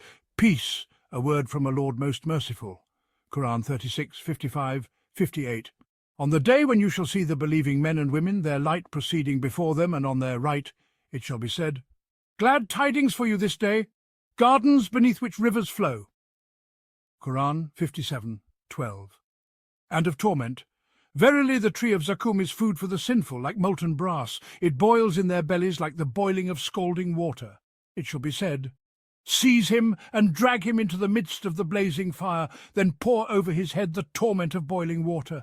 Taste, indeed you were the mighty, the noble. This is what you used to doubt. Qur'an 44, 43, 50. On the day when they shall be thrust into the fire of hell with a violent thrust, it shall be said, This is the fire which you used to deny? Is this then magic, or do you not see? Burn therein. Qur'an 52, 13, 16. And for those who disbelieve there is the fire of hell. They shall not be finished off so that they die, nor shall its torment be lightened for them. Thus do we recompense every ungrateful one, and therein they cry out, Our Lord, bring us out, we will do righteous deeds other than what we used to do. But it shall be said, Did we not grant you long life enough for whoever would remember therein to remember? And the warner came to you, so taste the torment. For the wrongdoers there is no helper. Qur'an 35, 36, 37. Thus material bliss is accompanied by a form of spiritual honour, and sensory torment is coupled with psychological reproach. Both are felt in the body and the soul, rendering bliss manifold and torment doubly severe. And just as bliss and torment are described with vivid, concrete imagery, so too do they appear as subtle shades, cast by expressions that hint at relief or distress, even if the nature of that bliss or torment is not explicitly detailed. You hear the believers say, Praise be to God who has removed from us all sorrow. Indeed, our Lord is forgiving and appreciative, he who has settled us in the home of duration out of his bounty. There touches us not therein any fatigue, and there touches us not therein any weariness. Qur'an 35, 34, 35. And you sense the coolness of rest, the delight of bliss, the spirit of tranquility, and the calm of conscience. And you hear the disbelievers in hell calling out from behind the barriers, O Malik, let your Lord put an end to us. Qur'an 43:77. And you feel the tightness in their chests, the agony of torment, the heat of the fire, and the scorching breath of hell, even if the nature of that hell is not described to you. And you read of those who disbelieved and disobeyed the messenger. And on that day those who disbelieved and disobeyed the messenger will wish that the earth were levelled with them. Qur'an 4:42. And there appear before you psychological shades of their profound shame and deadly humiliation in the moment of confrontation, when witnesses are called from every nation, and the messenger is brought as a witness against those who disbelieved and disobeyed. So too do we read of torment. Whoever is averted from it on that day, he has indeed shown him mercy. Qur'an 6:16. And the terror of this torment is etched before you, such that its mere aversion is deemed a mercy, even if its horror is not explicitly detailed. Thus these fleeting, delicate shades stand in place of intense, complete images, fulfilling their role in depiction and expression, leaving room for the imagination to sketch the outlines, paint the features, and compose the forms. Among the most striking scenes of the day of resurrection is the fierce debate that erupts between the polytheists and their false deities, or between the leaders and their followers, and the gentle converse that flows between the believers and the angels, or among the believers themselves. In the book are manifold portrayals elaborately described, but here we shall suffice with presenting a few scenes without commentary. And if only the wrongdoers could see, when they behold the torment, that all power belongs to God, and that God is severe in punishment. When those who were followed disavow those who followed them, and they see the torment, and all ties between them are severed. And those who followed shall say, if only we had another turn, we would disavow them as they have disavowed us. Thus will God show them their deeds as regrets upon them, and they shall not emerge from the fire. Qur'an 2, 165, 167. And if only you could see when the wrongdoers are made to stand before their Lord, returning words to one another. Those who were oppressed shall say to those who are arrogant, had it not been for you, we would have been believers. Those who were arrogant shall say to those who were oppressed, did we avert you from guidance after it had come to you? Nay, you were yourselves guilty. And those who were oppressed shall say to those who were arrogant, nay, it was your scheming by night and day, when you ordered us to disbelieve in God and to set up equals to him. And they shall conceal their regret when they see the torment, and we shall place yokes on the necks of those who disbelieved. Shall they be recompensed except for what they used to do? Qur'an 34, 31, 33. His companion shall say, our Lord, I did not make him transgress, but he was himself in extreme error. He shall say, do not dispute before me, for I had already sent to you the warning. Qur'an 50, 27, 28. Such is a glimpse of the fierce contention among the dwellers of the fire. Now behold a glimpse of the gentle converse among the dwellers of paradise. And they shall turn to one another, asking. They shall say, indeed, we were among our people full of concern, but God has been gracious to us and has protected us from the torment of the scorching wind. Indeed, we used to call upon him before. Truly, he is the beneficent, the merciful. Qur'an 52, 25, 28. And they shall turn to one another, asking. A speaker among them shall say, indeed, I had a companion who used to say, are you indeed of those who believe that when we have died and become dust and bones, we will indeed be judged? He shall say, would you care to look? And he shall look and see him in the midst of the blazing fire. He shall say, by God, you almost ruined me. Had it not been for the favour of my Lord, I would have been of those brought into hell.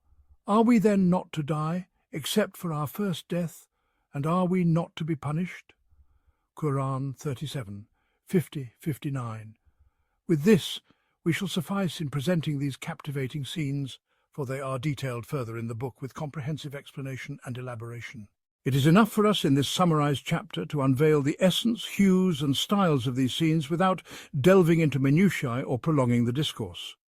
Surah Al-Kalam, Nun, 68. On the day when the shin shall be laid bare, and they shall be called to prostrate, but they shall not be able. Their eyes humbled, humiliation will cover them, and they had been called to prostrate while they were sound. Qur'an 68, 42, 43.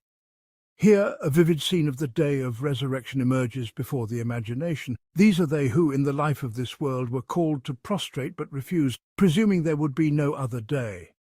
Now, when the matter has become grave and the hour has struck with utmost severity, they are called to prostrate as a reproach and reprimand.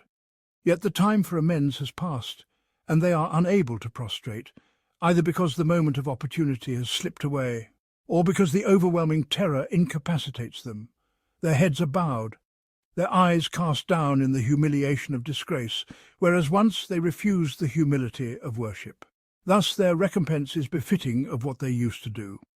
The terror of this moment is a living psychological dread, which we perceive through the emotional shades cast by the state of these humbled ones, overwhelmed by disgrace, facing reproach and reprimand, commanded to do what they cannot, having once refused it while they were able. And here, as the scene stands vivid as though witnessed, the address turns to the trustworthy messenger who endures the opposition of the deniers, saying, "So leave me with him who denies this discourse, and do not concern yourself with him, for I am sufficient as his reckoner. Verily, he is heedless of what is intended for him, relying on what is before him of worldly comforts. Yet it is but a snare leading him to a scene such as this which has just passed. We shall lead them on step by step from where they know not, and I grant them respite. Indeed, my plan is firm." Qur'an 68, 44, 45. And they shall come to know, but only when knowledge avails them naught. On the day when the shin shall be laid bare, and they shall be called to prostrate, but they shall not be able. Qur'an 68:42. With this veiled threat, following the poignant portrayal, the depths of the human soul are touched, the senses quiver, and the heart is prepared for reflection. Surah Al-Muzammil 73. And bear with patience what they say, and part from them with a beautiful parting. And leave me with the deniers, possessors of ease, and grant them respite for a little while. Verily with us are fetters and a blazing fire, and food that chokes and a painful torment, on a day when the earth and the mountains shall quake, and the mountains shall become a heap of sand poured out. Qur'an 73, 10, 14. And verily, we have sent to you a messenger as a witness over you, just as we sent to Pharaoh a messenger. But Pharaoh disobeyed the messenger, so we seized him with a grievous seizure. So how will you protect yourselves, if you disbelieve, on a day that will make children white-haired, when the heavens shall be rent asunder by it? His promise shall indeed be fulfilled. Verily this is a reminder, so whoever wills may take a path to his Lord. Qur'an 73, 15, 19. Verily, with us are fetters and a blazing fire and food that chokes and a painful torment. Qur'an 73, 12, 13. This threat comes as a response to the denial of those possessors of ease in particular. The choking food is the recompense for their ingratitude toward the blessings bestowed upon them. These possessors of ease merit it, for they neither regarded their blessings nor thanked their bestower. So bear patiently their plots, part from them, restrain your emotions, and let this parting be beautiful, devoid of rancour, a task that demands yet another measure of beautiful patience.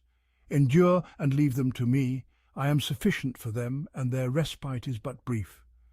Verily with us are chains to bind and torment them, a blazing fire to consume and sear them, food ever accompanied by choking, and a torment most painful on a day of dread and terror. Then the scene of that fearsome day is painted. On a day when the earth and the mountains shall quake, and the mountains shall become a heap of sand poured out. Qur'an 73:14. Here is an image of terror that transcends the human self to encompass all of nature, of which humanity is but a part. Let the imagination, if it can, grasp the magnitude of that dread which shakes nature in its vastest expanses, the earth and the mountains.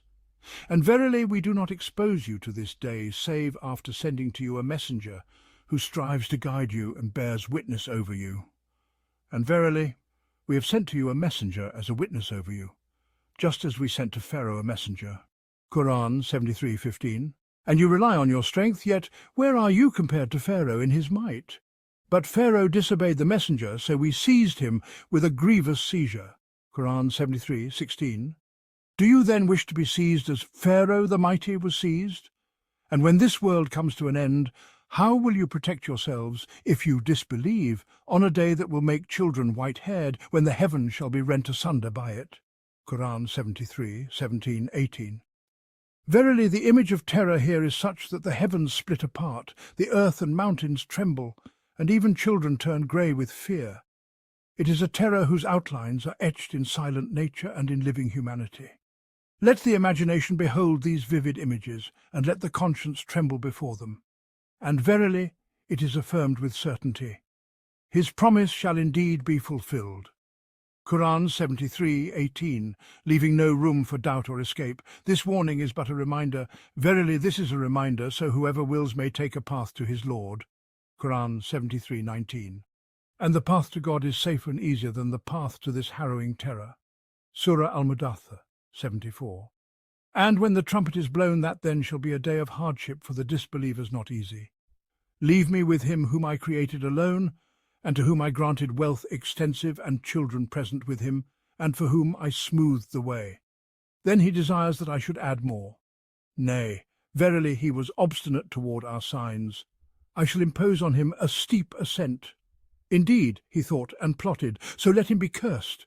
How he plotted, then let him be cursed. How he plotted. Then he looked, then he frowned and scowled. Then he turned away and was arrogant and said, This is nothing but magic handed down. This is nothing but the word of a mortal. I shall cast him into Sakar. And what will make you know what is Sakar? It spares not, nor does it leave anything, scorching the skin. Over it are 19 angels. Qur'an 74:8-30.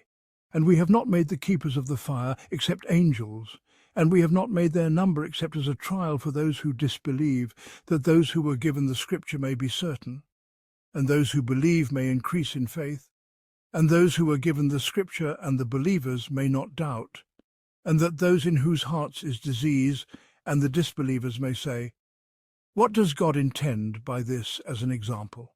Thus does God lead astray whom he wills and guide whom he wills, and none knows the soldiers of your Lord except him. And this is not but a reminder to humanity.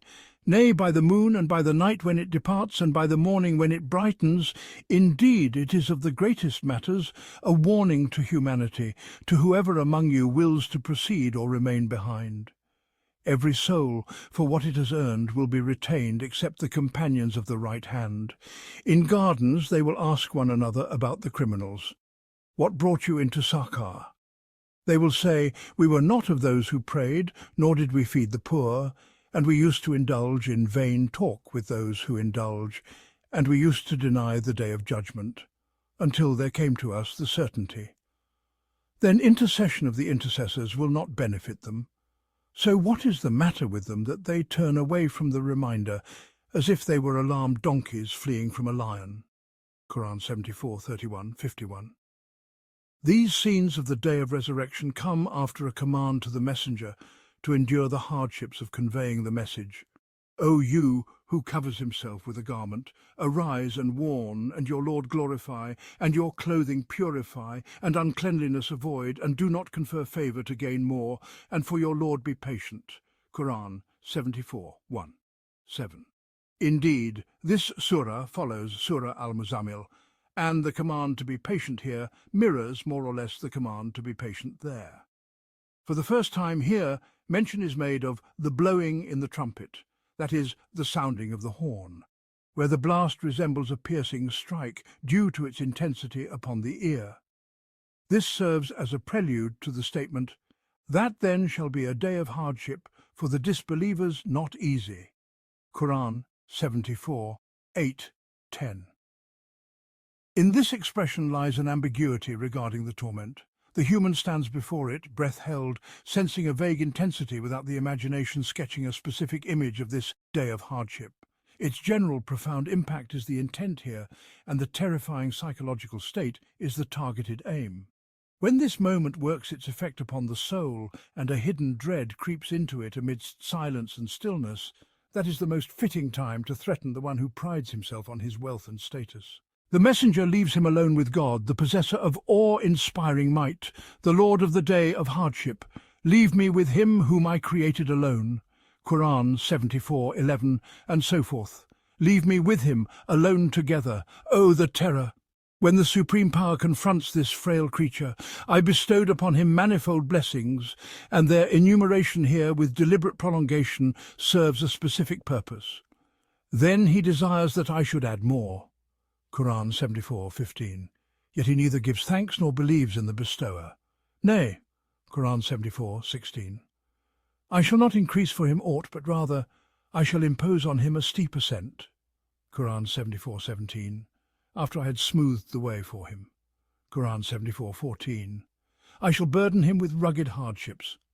Yet it is not stated thus in mere verbal abstraction. Rather, a tangible image is painted, an image of ascending a steep, arduous path, struggling through difficulty and toil. I shall impose on him a steep ascent. Qur'an 74:17. I shall cast him into Sakar, and what will make you know what is Sakar? It spares not, nor does it leave anything, scorching the skin. Over it are 19 angels. Qur'an 74:26-30. Thus, an image of Sakar is drawn, beginning with awe and mystification. And what will make you know what is Sakar? Qur'an 74:27. Then it culminates in its portrayal as a force that devours all, leaving nothing behind. Beyond this, it is fierce, scorching humanity with its unrelenting blaze, assaulting with ferocity and boldness, burning their skin with its raging flames. And over it are numerous guardians, against whom neither the strength of our man nor his kin and children avail. This number serves merely to emphasize multiplicity, for none knows the soldiers of your Lord except him. Qur'an 74:31. And if this image of Sakar is meant for reminder, impact, and the unveiling and proclamation of truth, it is followed by an oath upon clear, manifest scenes, as though they form a luminous frame for a radiant picture.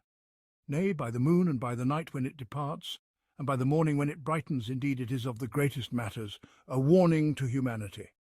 Qur'an 74:32-36. Here is harmony in the scene etched upon the senses, the shining moon, the receding night, the dawning morn, all a clear frame, within which lies, indeed it is of the greatest matters, a warning to humanity. Qur'an 74:35-36. It is among the most manifest and evident grandeurs, a warning to humanity without any veil. Thus every soul chooses for itself. To whoever among you wills to proceed or remain behind, Qur'an 74:37. And every soul is answerable for what it earns, bound by it as a pledge. Every soul, for what it has earned, will be retained, except the companions of the right hand. Qur'an 74:38-39. They are indeed accountable for what they have earned and bound by it, yet since they wrought good, it is as though the shackles of their pledge have been loosed, and thus they are excepted from this generalization. Except the companions of the right hand, Qur'an 74:39, and their bliss lies not merely in salvation and release, but also in the awareness thereof and in their distinction above the guilty. It is a psychological, spiritual bliss depicted in a scene of dialogue between them and the criminals. They will ask one another about the criminals. What brought you into Sakar? Qur'an 74:40-42. And here the wrongdoers commence their discourse, elaborating with length and detail. They proclaim, "We were not among those who prayed, nor did we feed the needy. We indulged in vain talk with those who weighed in falsehood, and we denied the day of reckoning until certainty overtook us." A single phrase would have sufficed. We were disbelievers.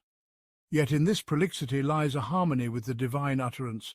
Every soul is held in pledge for what it has earned. Qur'an 6:152.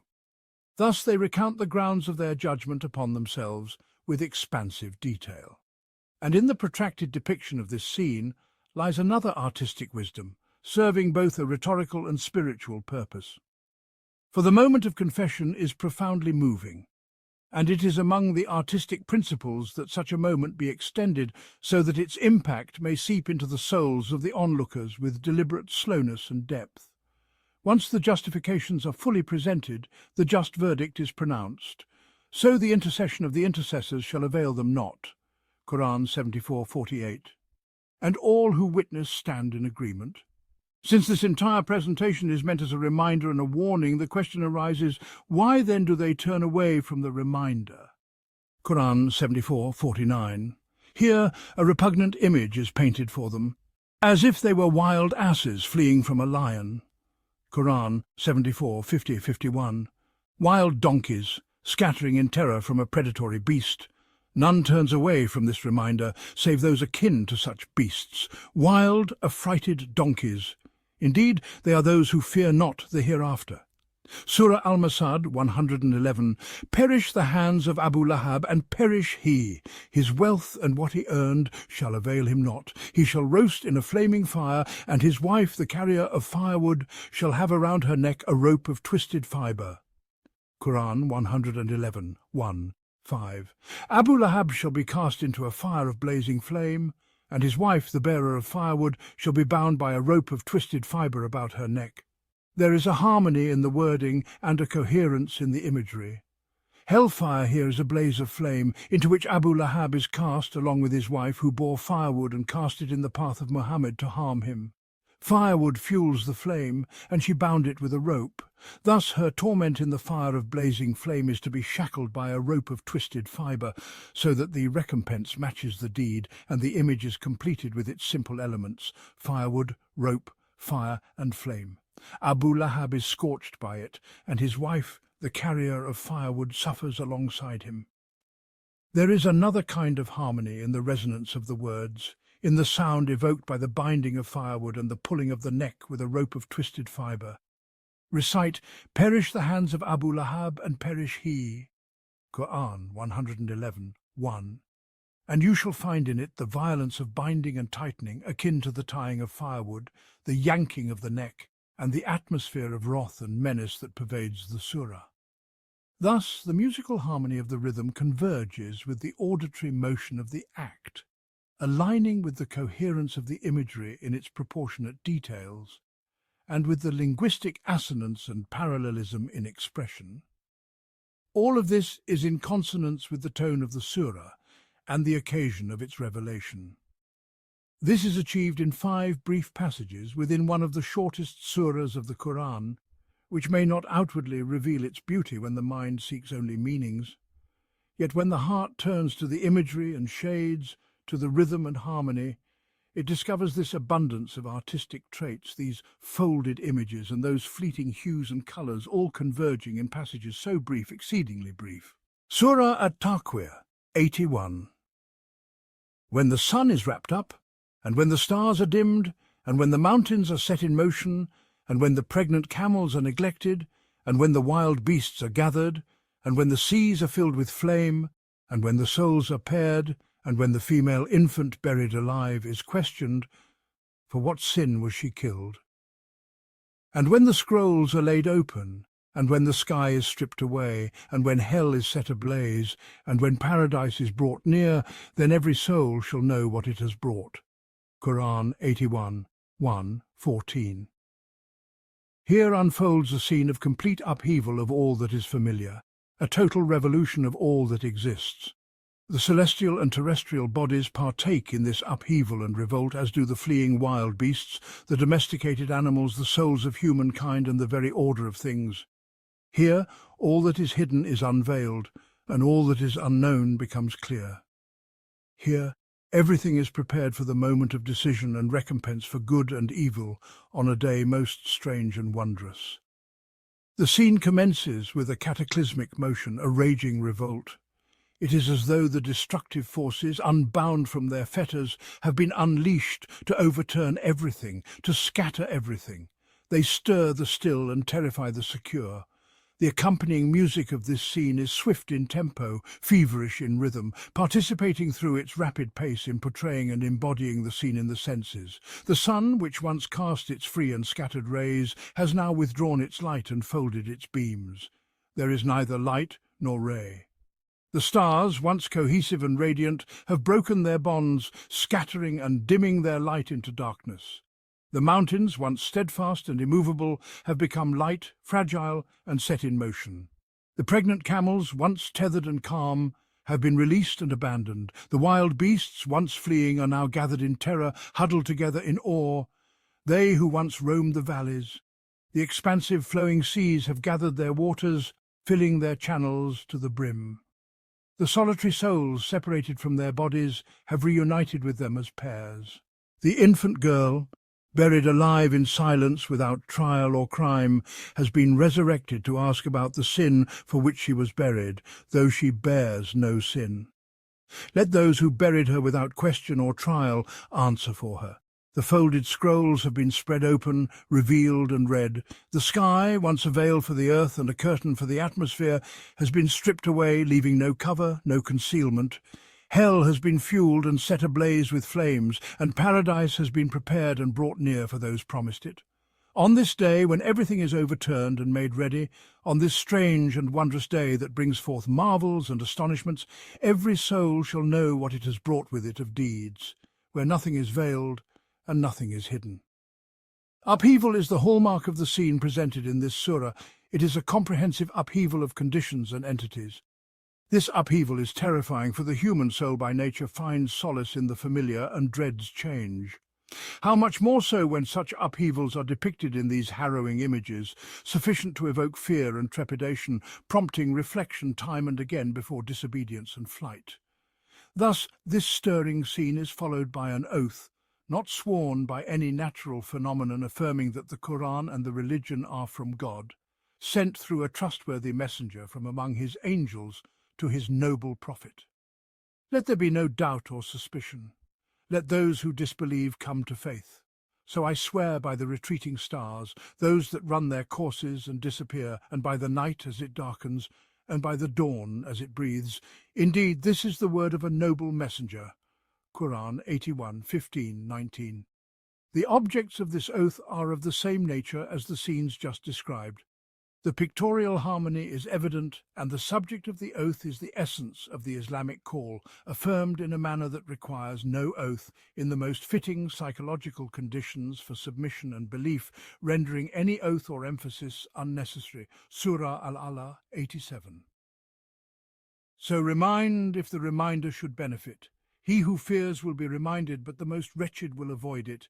He who will enter the greatest fire, then he will neither die therein nor live. Qur'an 87:9-13. In this scene, a new form of torment is introduced, one not previously depicted. It is a torment of monotony, leading neither to death nor sustaining life. It is a tangible image from one perspective, casting an intangible shadow from another. This greatest fire, where the tormented find neither death to rest nor life to enjoy, leaves them suspended in an unknown duration. You may write endless lines describing this torment, yet you will not reach the depth conveyed by this single phrase. Then he will neither die therein nor live. Qur'an 87:13. For people are accustomed to seeing themselves as either alive or dead. This is a novel image, neither death nor life, sinking deep into the emotions with silence and awe, stirring within them a sense of bewilderment and obscure dread at this state, endless in reality and imagination. So remind if the reminder should benefit. Qur'an 87:9. Remind of what shall be and of this form of torment. Remind, and you shall find hearts that fear, and hearts that shun the reminder. These are hearts upon which misery is inscribed, destined to enter the greatest fire, where they neither die nor live. Surah Al-Fajr 89. No, when the earth is levelled, pounded and crushed, and your Lord comes with the angels, rank upon rank, and hell is brought forth that day. At that time the human being will remember, but how will that remembrance benefit him? He will say, "Oh, I wish I had sent ahead some good for my life." So on that day no one will punish as severely as his punishment, and no one will bind as severely as his binding. But to the righteous it will be said, "O reassured soul, return to your Lord, well pleased and pleasing to him, and enter among my righteous servants, and enter my paradise." Qur'an 89:21-30. This is a model of psychological contrast between the disbelievers and the believers on the day of great terror. Amid the horror painted by these verses, when the earth is levelled, pounded and crushed, and your Lord comes with the angels, rank upon rank, and hell is brought forth that day. Qur'an 89:21-23. Verses that depict a military procession in which hell participates, with its disciplined rhythm, powerful intonation, emanating from the robust linguistic structure. A day when no one punishes as God punishes, and no one binds as he binds. The binding here, with its intensity, aligns with the ranks. It is a day when the human stands in regret after it is too late, remembering, but of what avail is remembrance? He cries, "Oh, I wish I'd sent ahead some good for my life." Qur'an 89:24. But alas, it is of no use. Amid this dreadful terror, the believer is addressed with tenderness. O reassured soul, return to your Lord, well pleased and pleasing to him, and enter among my righteous servants and enter my paradise. Qur'an 89:27-30. Thus, with gentleness and affection, O reassured soul, with spirituality and honor amid the terror, binding and severity, there is release and ease. Return to your Lord, with the intimate connection between you and him, well pleased and pleasing in this harmony that envelops the entire atmosphere with contentment and compassion. Enter among my servants, mingling with them in love, and enter my paradise, the paradise attributed to me. The music surrounding this scene is serene, undulating and gentle, contrasting with the harsh military music of the other. The contrast here is between one state and another, between one music and another.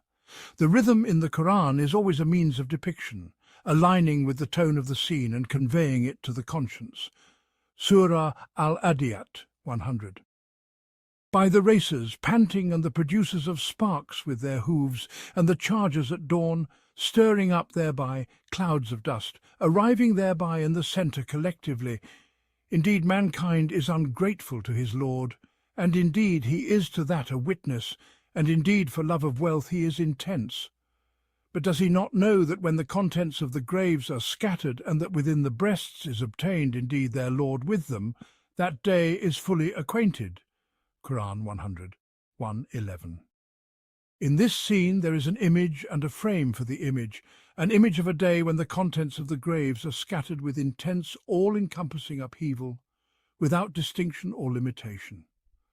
And what is hidden in the breasts is taken with equal intensity and comprehensiveness, gathered as a harvest, as though what was concealed and what was done in this world is a yield collected after the graves are scattered and upturned.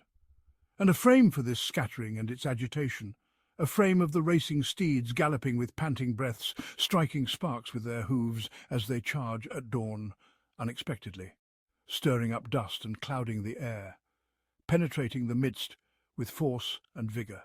By all this, it is sworn that mankind is ungrateful to his Lord, denying his favour, intensely self-centred, harbouring in his breast a repugnant love for himself, heedless of the day when the graves are scattered and what is in the breasts is revealed. The frame is of the same nature as the image. All the scenes are tumultuous and charging, filled with surprise and violence, with intensity and thrust. The accompanying music casts a similar effect on the senses, with a noticeable harmony between the image and the resonance. Surah Abasa 1. When the deafening blast resounds, on that day a man shall flee from his brother, his mother and his father, his companion and his children. For every soul on that day shall have a burden that wholly occupies it. Faces on that day shall be radiant, laughing and rejoicing with glad tidings, and other faces on that day shall be covered with dust, overshadowed by darkness and gloom. Those are the disbelievers, the wicked. Qur'an 80:33-42. The word as-sakka, the deafening blast, carries a violent, piercing resonance, as if it sears the very core of the ear. It rends the air with its sharpness, reaching the listener with an insistent, piercing clamour. This jarring tone prepares the heart for the scene that follows, a scene wherein a person flees and is torn away from those closest to him, his brother, his mother, his father, his companion, and his children. These are the ones bound to him by ties that seem unbreakable, yet this deafening blast shatters those bonds and splits them asunder. 1. The surah is the 24th, revealed in Makkah. 7 preceding surahs contain no mention of the scenes of the Day of Resurrection, though a mere allusion to it appears in Surah At-Takathur 16 and Surah An-Najm 23. The terror in this scene is purely psychological, striking the soul with dread and severing it from its surroundings, enveloping it in an all-consuming isolation. Each soul is preoccupied with its own affair, burdened by a personal anguish that leaves no room for awareness or effort beyond itself. For every soul among them on that day shall have a burden that wholly occupies it. Qur'an 80:37. What lies between the lines is far vaster than what the lines themselves contain, and the shadows lurking within their folds are deep and profound. There is nothing more concise yet more encompassing than this expression to depict the overwhelming concern that grips both the senses and the conscience. For every soul among them on that day shall have a burden that wholly occupies it. Then, alongside this first image, a second image is presented, contrasting the two groups on that momentous day, a day that distracts a person from his brother, his mother, his father, his companion, and his children. We behold in this tableau faces radiant and luminous, laughing and rejoicing with glad tidings. These are the righteous, the virtuous. Beside them we see faces dust-covered and darkened, marked by gloom and distress, bearing the weight of exhaustion and sorrow. These are the disbelievers, the wicked. Surah Al-Buruj 1 Verily, those who persecute the believing men and women and then do not repent, for them is the torment of hell, and for them is the torment of burning fire. But those who believe and do righteous deeds, for them are gardens beneath which rivers flow. That is the supreme triumph. Qur'an 85, 10, 11, 1. The surah is the 27th revealed in Makkah, preceded by Surah Al-Qadr and Surah Ash-Shams, neither of which mentions the day of resurrection. These verses come as a commentary on the story of the people of the Trench. They were a community from Najran who embraced Christianity only to be tortured by Dunawas, the Jewish Himyarite king, who dug a trench, kindled a fire within it, and cast them into its flames. They perished by burning in full view of the crowds he had gathered to witness their doom, while they refused to renounce the faith they had chosen. The surah begins with an oath by a grand assembly on the day of resurrection, a scene befitting the tragedy of the trench. By the heaven adorned with constellations, by the promised day, by the witness and the witnessed. Qur'an 85, 1, 3.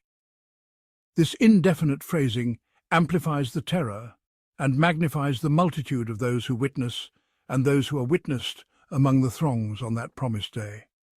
As for the heaven adorned with constellations, it partakes in heightening the awe of the scene, magnifying its grandeur, and harmonizing its splendor with the magnitude of the event. The oath by this heaven of constellations, by the promised day, and by the witness and the witnessed, serves to affirm that the fate of the people of the trench was sealed with death, just as they had slain those believers. Cursed be the people of the trench. Qur'an 85:4. Since the first scene is one of fiery torment in the trench, it is artistically fitting that the punishment of hell should also be one of burning fire. For them is the torment of hell, and for them is the torment of burning fire. Qur'an 85:10. This harmony in imagery is a constant feature in the Quranic depiction of scenes. Perhaps in keeping with this harmony of contrast with the fire, the believers are promised gardens beneath which rivers flow.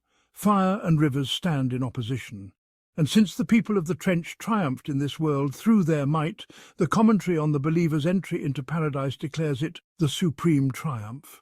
Qur'an 85:11, a harmony that is strikingly evident. Surah Al-Qari'ah 1, the striking calamity. What is the striking calamity? And what can make you know what the striking calamity is?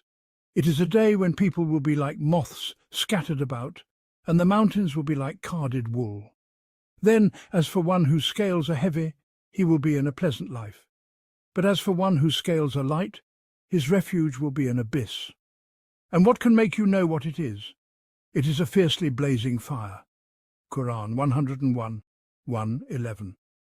The term Al-Qari'ah, the striking calamity, evokes an image of a sudden, stunning blow striking unawares. The scene portrayed here is one of material terror, wherein people, despite their multitude, appear insignificant, like moths scattered about. Qur'an 101:4, frantic and weightless.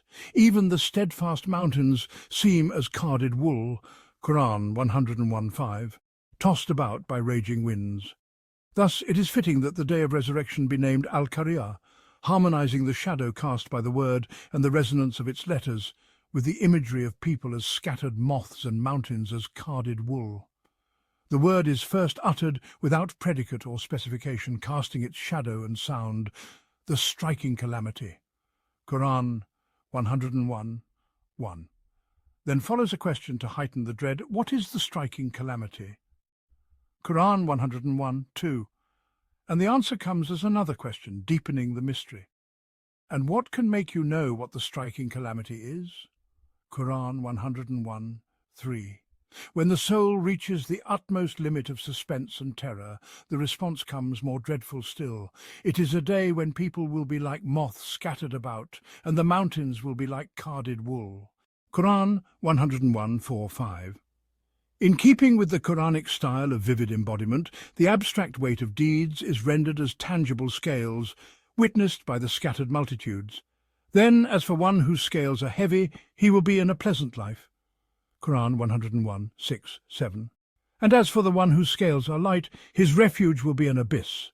Qur'an 101:9. Here the imagery delves into detail, and in the Qur'an depictions of torment are generally more elaborate than those of bliss, for prolonging them strikes the senses more profoundly and stirs the soul with greater awe. The phrase his refuge will be an abyss, Qur'an 101:9, carries a subtle nuance, perhaps suggesting an imaginative interplay between the lightness of the scales, their upward tilt, and the downward plunge into the abyss, a contrast of ascent and descent. Since the expression his refuge will be an abyss is obscure and unprecedented, such obscurity being deliberate to instill dread of an unknown fate, it is followed by a question to deepen the mystery. And what can make you know what it is? Qur'an 101:10. Then comes the clarification. It is a fiercely blazing fire. Qur'an 101:11. This extended style of describing torment aligns with both artistic principles and religious objectives. The scene is prolonged through elaborate expression, one of the methods of extending portrayal, for lingering before the imagination intensifies the sensory impact and heightens the soul's trepidation. These are artistic and religious aims that converge, a perennial hallmark of Quranic depiction. 1. The surah is the 30th, revealed in Makkah, preceded by Surah At-Tin and Surah Quraysh, neither of which mentions the last day, Surah Al-Qiyamah 1. When the sight is dazzled and the moon is eclipsed and the sun and the moon are joined together, on that day man will say, "Where is the escape?" No, there is no refuge. To your Lord on that day is the final destination. Man will be informed on that day of what he sent ahead and what he left behind. Indeed, man is a witness against himself, even if he offers his excuses. Qur'an 75:7-15:2. No, but you love the immediate and neglect the hereafter. Faces on that day will be radiant, gazing upon their Lord, and faces on that day will be gloomy, expecting that a calamity will befall them. Qur'an 75:20-25. 3. No! When the soul reaches the collarbone, and it is said, "Who can heal?" And he thinks it is the parting, and one leg is entwined with the other, to your Lord on that day will be the driving. But he neither affirmed the truth nor prayed. Rather he denied and turned away, then went to his people, swaggering in pride. Qur'an 75:26-33. The first scene here is one of the overwhelming terror of the resurrection, engaging human senses, cosmic phenomena, and the human soul. The sight is dazzled, the moon is eclipsed, the sun and moon are united after separation, and the order of the cosmos unravels, as described earlier in Surah At-Takwir. Amidst this panic and upheaval, the terrified human cries out, "Where is the escape?" Qur'an 75:10. But there is no refuge, no resting place. The final destination and return are to God, where man will be informed on that day of what he sent ahead and what he left behind. Qur'an 75:13. And where no excuses will avail him, for man is a witness against himself. Qur'an 75:14. What is striking here is the brevity and swiftness of all things, the verses, the pauses, the musical rhythm, and the fleeting scenes. Likewise, the reckoning is swift. Man will be informed on that day of what he sent ahead and what he left behind, Qur'an 75:13, delivered with speed and conciseness. This brevity and pace are deliberate, serving as a response to those who mock the resurrection and deem its time distant, asking, "When is the day of resurrection?" Qur'an 75:6. The answer comes swift, sharp, and decisive, with no delay or lingering, even in the rhythm of the composition and the resonance of the words. Dazzled, eclipsed. Where is the escape? No, there is no refuge. Qur'an 75:7-11. The second scene complements the first, interrupted by a command to the messenger not to hasten his tongue in reciting what is revealed to him, for there is no fear of forgetting it. Do not move your tongue with it to hasten it. Indeed, upon us is its collection and its recitation. Qur'an 75:16-17. Then follows an address to those who question the resurrection as if it will never come. No, but you love the immediate and neglect the hereafter. Qur'an 75:20-21. Faces on that day are depicted radiant, gazing upon their Lord, belonging to the people of bliss, and gloomy, fearing a calamity that will crush them, not merely sombre, but gripped by dread of an impending doom that will break their spines. Qur'an 75:25. This apprehension is more tormenting than the punishment itself. The third scene portrays the moment of death, linked directly to the scene of resurrection, as if no barrier separates them.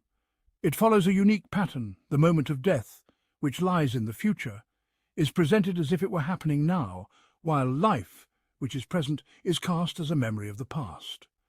Thus, the one whose legs entwine in terror or pain, whose soul reaches the collarbone, and about whom it is asked, "Who can heal?" Qur'an 75:27, believing it to be the moment of departure, beholds this image of himself and recalls another, when he denied, turned away, and swaggered arrogantly among his people. As he contemplates these two images through anticipation and retrospection, he is suddenly confronted with the reality of the hereafter, with no time for reflection. To your Lord on that day will be the driving. Qur'an 75:30. This manner of presenting scenes with anticipation, retrospection, surprise and swiftness strikes the soul more powerfully from a religious perspective and vividly animates the imagery from an artistic one. These two dimensions harmonize in the Quranic portrayal. Surah Al-Humazah. Woe unto every slanderer and backbiter who amasses wealth and counts it endlessly, imagining that his riches shall render him immortal. 104, 1, 3. Nay, verily, he shall be cast into the crusher. And what shall make thee comprehend what the crusher is? It is the fire of God, kindled fiercely, which mounts up to the hearts. Verily, it shall close in upon them in pillars stretched out. 104, 4, 9. Here unfolds a vivid portrayal of torment, both corporeal and spiritual, a depiction of the fire that is at once sensory and symbolic. Within it, one discerns a striking contrast between the crime, the mode of retribution, and the atmosphere of punishment. The image of the slanderer and backbiter who tirelessly mocks others and wounds their dignity and honour, who hoards wealth and deems it a guarantor of eternity. This image of an arrogant, derisive soul, emboldened by material power, stands in stark opposition to the vision of the outcast, abandoned and forsaken in the crusher, that which shatters all that is cast into it, demolishing his essence and pride. The fire mounts up to the hearts. 104:6, the very source from whence spring his slander and scorn, wherein dwell his mockery, haughtiness and vanity. Completing this scene of the shattered and neglected outcast, this fire is locked upon him. None shall rescue him from its grip, nor shall any inquire after him therein. He is bound to a pillar, as beasts are tethered, stripped of all respect. In the resonance of the words there is a sternness, counted it, nay, shall be cast, mounts up, closed in, stretched out. In the meanings of the phrases there is an emphasis. Verily he shall be cast into the crusher. And what shall make thee comprehend what the crusher is? It is the fire of God, kindled fiercely, which mounts up to the hearts. Verily it shall close in upon them. 104, 4, 8. And in the imagery there is intensity. Woe unto every slanderer and backbiter. Nay, verily he shall be cast into the crusher. It is the fire of God, kindled fiercely, which mounts up to the hearts. 104, 1, 4, 6. In all of this, there is a harmony of evocative imagery, consonant with the notion of the slanderer and backbiter who imagines that his wealth shall render him immortal. 104:3, Surah Al-Mursalat 1. By those sent forth in succession, by the raging winds that storm fiercely, by those that spread far and wide, by those that separate with distinction, by those that cast down reminders, whether as justification or as warning, verily, that which you are promised shall indeed come to pass. 77. 1. 7. When the stars are effaced, when the heavens are rent asunder, when the mountains are blown away, and when the messengers are brought to their appointed time, for what day is this deferred? For the day of decision. And what shall make thee comprehend what the day of decision is? Woe on that day to those who deny the truth. 77:8, 15. Did we not destroy the former peoples and then follow them with the latter ones? Thus do we deal with the guilty. Woe on that day to those who deny the truth. 77:16, 19. Did we not create you from a humble fluid, placing it in a secure abode for a term appointed, and then we determined it, and how excellent are we in determining. Woe on that day to those who deny the truth. 77:20, 24. Have we not made the earth a receptacle for the living and the dead, and placed therein lofty mountains, and given you sweet water to drink? Woe on that day to those who deny the truth. 77:25, 28. Go forth to that which you used to deny. Go forth to a shadow of 3 branches, neither shading nor availing against the flame. Verily it casts sparks as huge as fortresses, as if they were tawny camels. Woe on that day to those who deny the truth. 77:29, 34. This is a day when they shall not speak, nor shall permission be granted them to offer excuses. Woe on that day to those who deny the truth. 77:35, 36.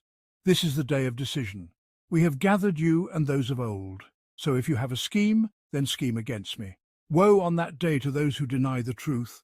77:38, 40. Verily, the God-fearing shall be amid shades and springs and fruits of their desire. Eat and drink in satisfaction for what you used to do. Thus do we reward the doers of good. Woe on that day to those who deny the truth. 77:41, 45. Eat and enjoy yourselves a little. Verily you are guilty.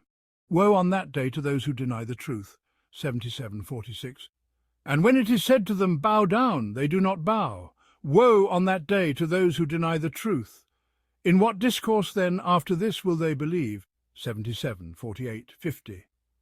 This surah weaves a unique tapestry, akin to Surah Ar-Rahman and Surah Al-Qamar, which shall follow, in which there is a perfect duality between the present world and the world to come, a dual portrayal of the scenes of this life and the hereafter, presented as evidence of the resurrection for those who deny this promised day.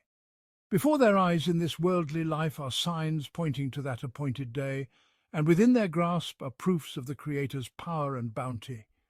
Yet they disbelieve and deny. In this pattern, the scenes of the hereafter emerge as an emotive proof, stirring the heart and conscience, just as the present signs of this world serve as an emotive testimony to the inevitability of the hereafter.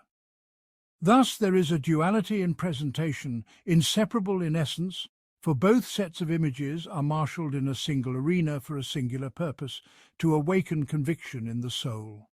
The surah commences with an oath, by those sent forth in succession, 77:1, and so forth, entities described by their attributes rather than their essences. They are things of a general nature, sent forth for a universal purpose, raging with a universal storm, spreading their effects far and wide, distinguishing between states and entities, casting down reminders for justification or warning. What are these sent things? The ambiguity and generality here are deliberate, meant to inspire awe. Commentaries suggest they may be cohorts of angels, verses of the Qur'an, or human souls. Yet I sense they are left enigmatic to remain so, their essence and origin unknown, their attributes and effects alone perceptible. The human senses apprehend them as if enchanted, perceiving them as hidden forces, their realities veiled, their impacts manifest. Their effects govern the promised day due to the state in which we find ourselves, serving as evidence of an unknown power by which this oath is sworn. Verily that which you are promised shall indeed come to pass. 77:7.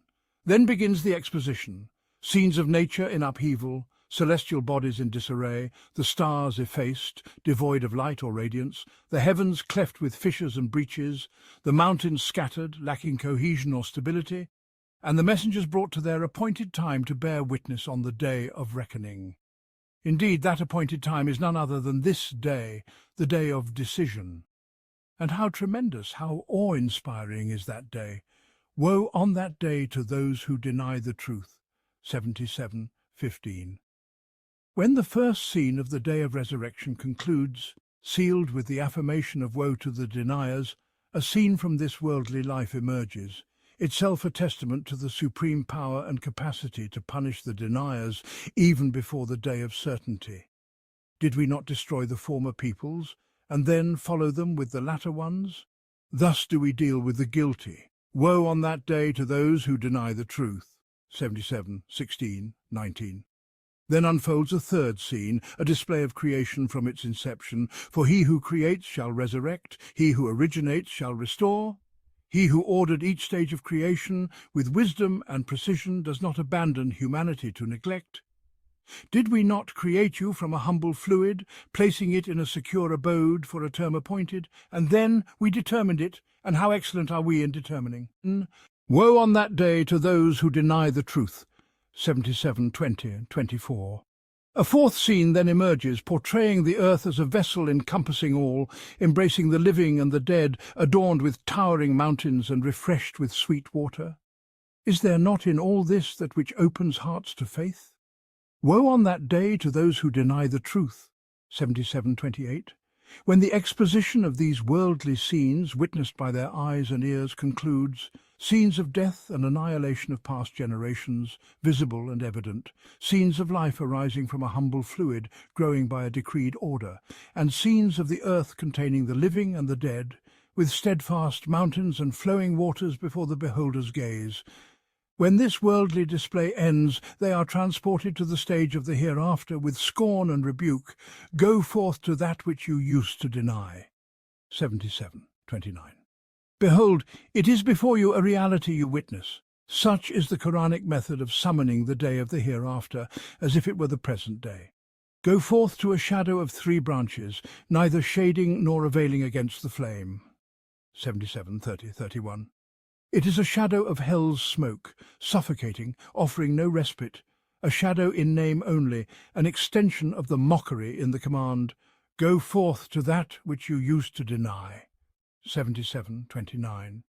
It is a wish that nearly materializes in their imagination, only to plunge them into despair. It is a shadow, yet no shadow at all. Go forth, verily it casts sparks as huge as fortresses. 77:32, as if they were massive trees. What terror! If a mere spark is as vast as a fortress, what then of the entire conflagration? Here is magnification through enormity, reinforced by a second simile affirming the immensity. As if they were tawny camels, 77:33, meaning thick ropes of ships. In the moment when the senses are overwhelmed by these horrors comes the reprimand and warning, woe on that day to those who deny the truth. 77:34. Then the scene continues, after depicting the material terror in the image of hell, with the portrayal of psychological dread penetrating the very core of the soul as the senses are engulfed by this horror. This is a day when they shall not speak, nor shall permission be granted them to offer excuses. 77:35-36. The terror here lies in the profound silence, the awe-inspiring submission, unbroken by speech or interrupted by apology, for the time has passed. Woe on that day to those who deny the truth. 77:36. This is the day of decision. 77:38. Not a day for excuses. We have gathered you and those of old. 77:38. So bring forth your schemes if you have any, and display your power if you possess it. Yet there is naught but absolute silence in the face of this painful rebuke. When the scene of reprimand before the assembled throngs concludes, the process of separation begins. As for the God-fearing, they shall be amid shades. 77:41. True shades this time, not a shadow of 3 branches, neither shading nor availing against the flame, but amid springs. 77:41. with water, not the blaze of fire, and fruits of their desire. 77:42. Moreover, they receive an honour of the Spirit, witnessed and heard by the multitudes. Eat and drink in satisfaction for what you used to do. Thus do we reward the doers of good. 77:43, 44. How gentle is this honour from the Most High, the Most Great! But as for the deniers, woe on that day to those who deny the truth. 77:45. O guilty ones, eat and enjoy yourselves a little. Verily you are guilty. 77:46. You shall not have what you have witnessed of the honour bestowed upon the God-fearing. Here the worldly life and the hereafter intertwine in consecutive passages, in two scenes presented as if both are present, though one lies in distant times. While the address is directed to the God-fearing in the hereafter, it turns to the deniers in this world as if to say, witness the difference between the two stances, evident in this very moment. Then it speaks of the deniers. When it is said to them, bow down, they do not bow. 77:48. Despite witnessing this display and hearing what is said to the God-fearing and what is said to the deniers, in what discourse then after this will they believe? 77:50. This manner of exposition is wondrous, yet it strikes the senses and pierces the soul. The listener and reader live within this display, beholding its scenes in motion, its vistas taking form as the three eras converge and dissolve into a single visible moment.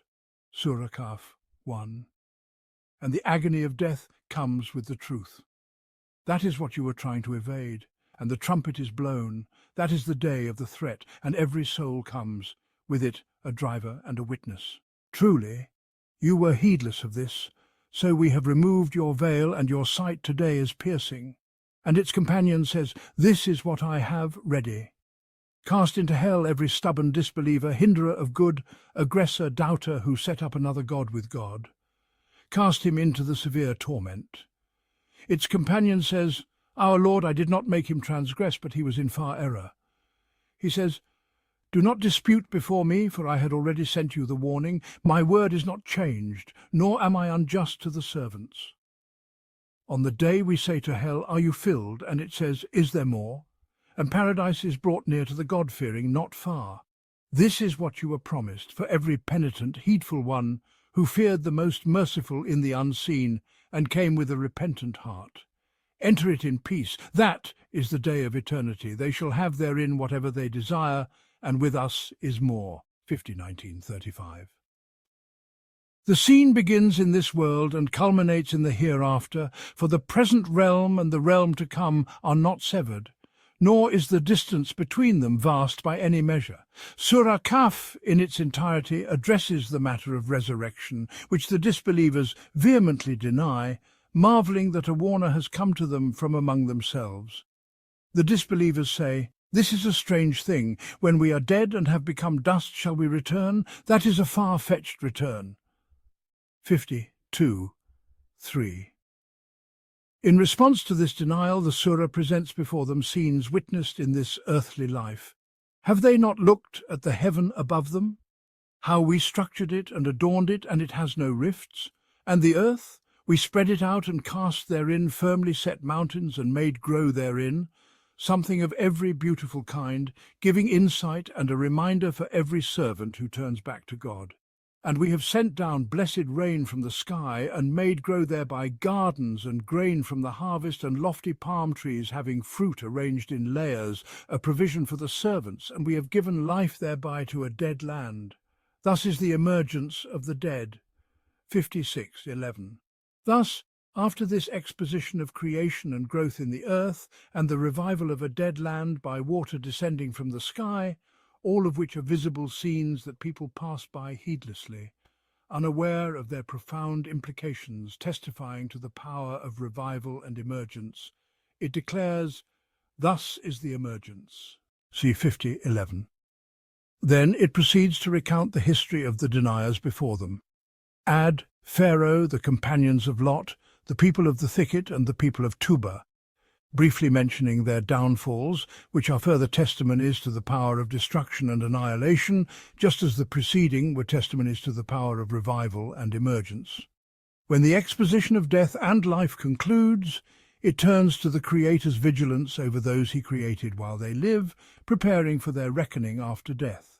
And we have already created man and know what his soul whispers to him, and we are closer to him than his jugular vein. When the two receivers receive, seated on the right and on the left, man does not utter any word except that with him is an observer prepared to record.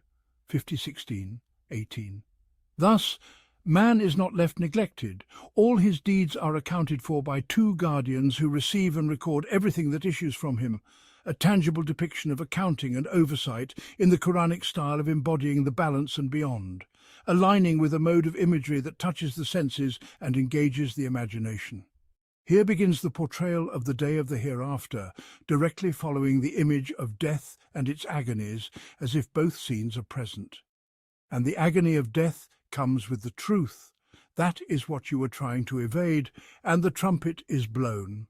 That is the day of the threat. 50:19-20. Let us cast our gaze upon the arena to witness. Every soul comes with it a driver and a witness. 50:21. Every soul, for it is the soul that is held accountable, upon which deeds, intentions, movements and stirrings are reckoned. It has come accompanied by these two guardians. And here is the address, laden with reproach and rebuke. Truly you were heedless of this. So we have removed your veil, and your sight today is piercing. 50:22. What was obscured by heedlessness and denial is now unveiled.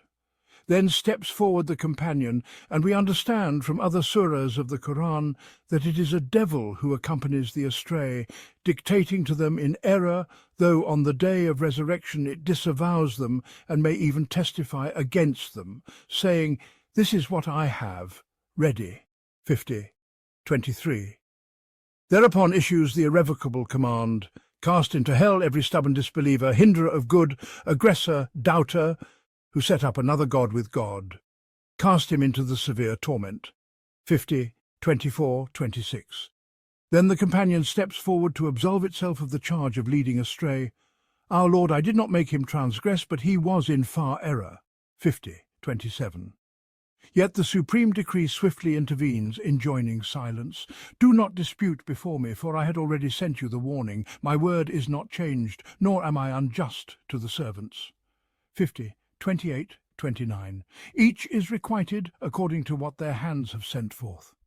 The scene thus far has been one of presentation and dialogue, culminating in the casting of the guilty into the fire. Thus, hell itself is presented, personified as a living entity participating in the dialogue, testifying to its own horror through its utterance, ensuring harmony among the elements and individuals of the scene in the mode of exposition. Since dialogue is the method of presentation here, let there be a dialogue with hell, displayed alongside all. On the day we say to hell, "Are you filled?" and it says, "Is there more?" 50:30. And with this question and answer, the realm of imagination unfurls, allowing one to envision the scene behind the dialogue and to conjure the image from beyond the shadows. These are the bodies cast into hell, its jaws wide open until the hurling continues and the fuel amasses in heaps. Then it is asked of hell, "Are you filled?"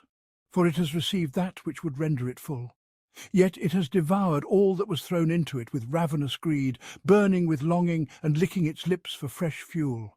And it cries out, "Is there more?" Meanwhile, as the multitudes witness this dreadful spectacle, on the other side lies paradise, brought near and prepared for the God-fearing. They are honoured with a moral tribute alongside sensory bliss, hearing from the highest assembly, "This is what you were promised, for everyone who turns to God in repentance and guards against evil, who fears the most gracious in the unseen and comes with a heart turned in devotion, enter it in peace. This is the day of eternity." Then, addressing the throngs, an added gesture of honour and expression of divine satisfaction is proclaimed for these fortunate souls. They shall have all that they desire therein, and with us is yet more. This is a cinematic, dramatic scene, replete with imagery and motion. The visions unfold, tangible and vivid, while the dialogue infuses them with life and fervour. The conversation extends even to hell, achieving a harmonious balance in the direction, encompassing all perspectives. Indeed, it is a scene that stirs the conscience, ignites the emotions, and awakens the imagination. It fulfills its religious purpose with ease, then soars into the boundless realm of art, unconfined by narrow objectives. For the language of artistic beauty can speak directly to the soul, and there is no contradiction between it and the Quranic depiction of the divine. Surah At-Tariq 86. By the heaven and the night-comer, and what will convey to you what the night-comer is? It is the piercing star. Indeed, there is no soul, but that over it is a protector. So let man consider from what he was created.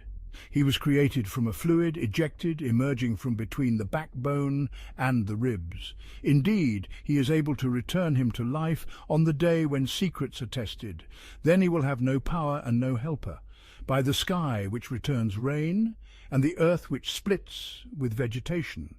Indeed, this is a decisive word, and it is not amusement. 86:1-14. Here, the portrayal of the last day is a profound spiritual image, unveiling hidden secrets where no strength can shield a person, nor will there be any helper on that day.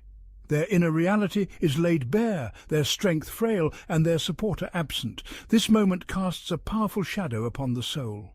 Yet, within this image, there is harmony with the surrounding framework, and with the entirety of the scene woven around the central depiction, presenting it in its fitting ambience. The surah begins with an oath, by the heaven and the night-comer, At-Tariq. The night-comer is an enigma, queried with reverence and mystery, and what will convey to you what the night-comer is? Then it is revealed as the piercing star which strikes through the darkness, piercing it with its light and penetrating with its rays. By what does this star, which pierces the darkness and radiates through it, swear? It swears that every soul has over it a guardian. The soul may be hidden and veiled, yet this guardian penetrates its depths, recording its secrets and all that transpires within, unveiling them fully on the day when secrets are tested. How akin is this guardian to the night-comer, the piercing star? How striking is the coherence between the image and its frame in this regard.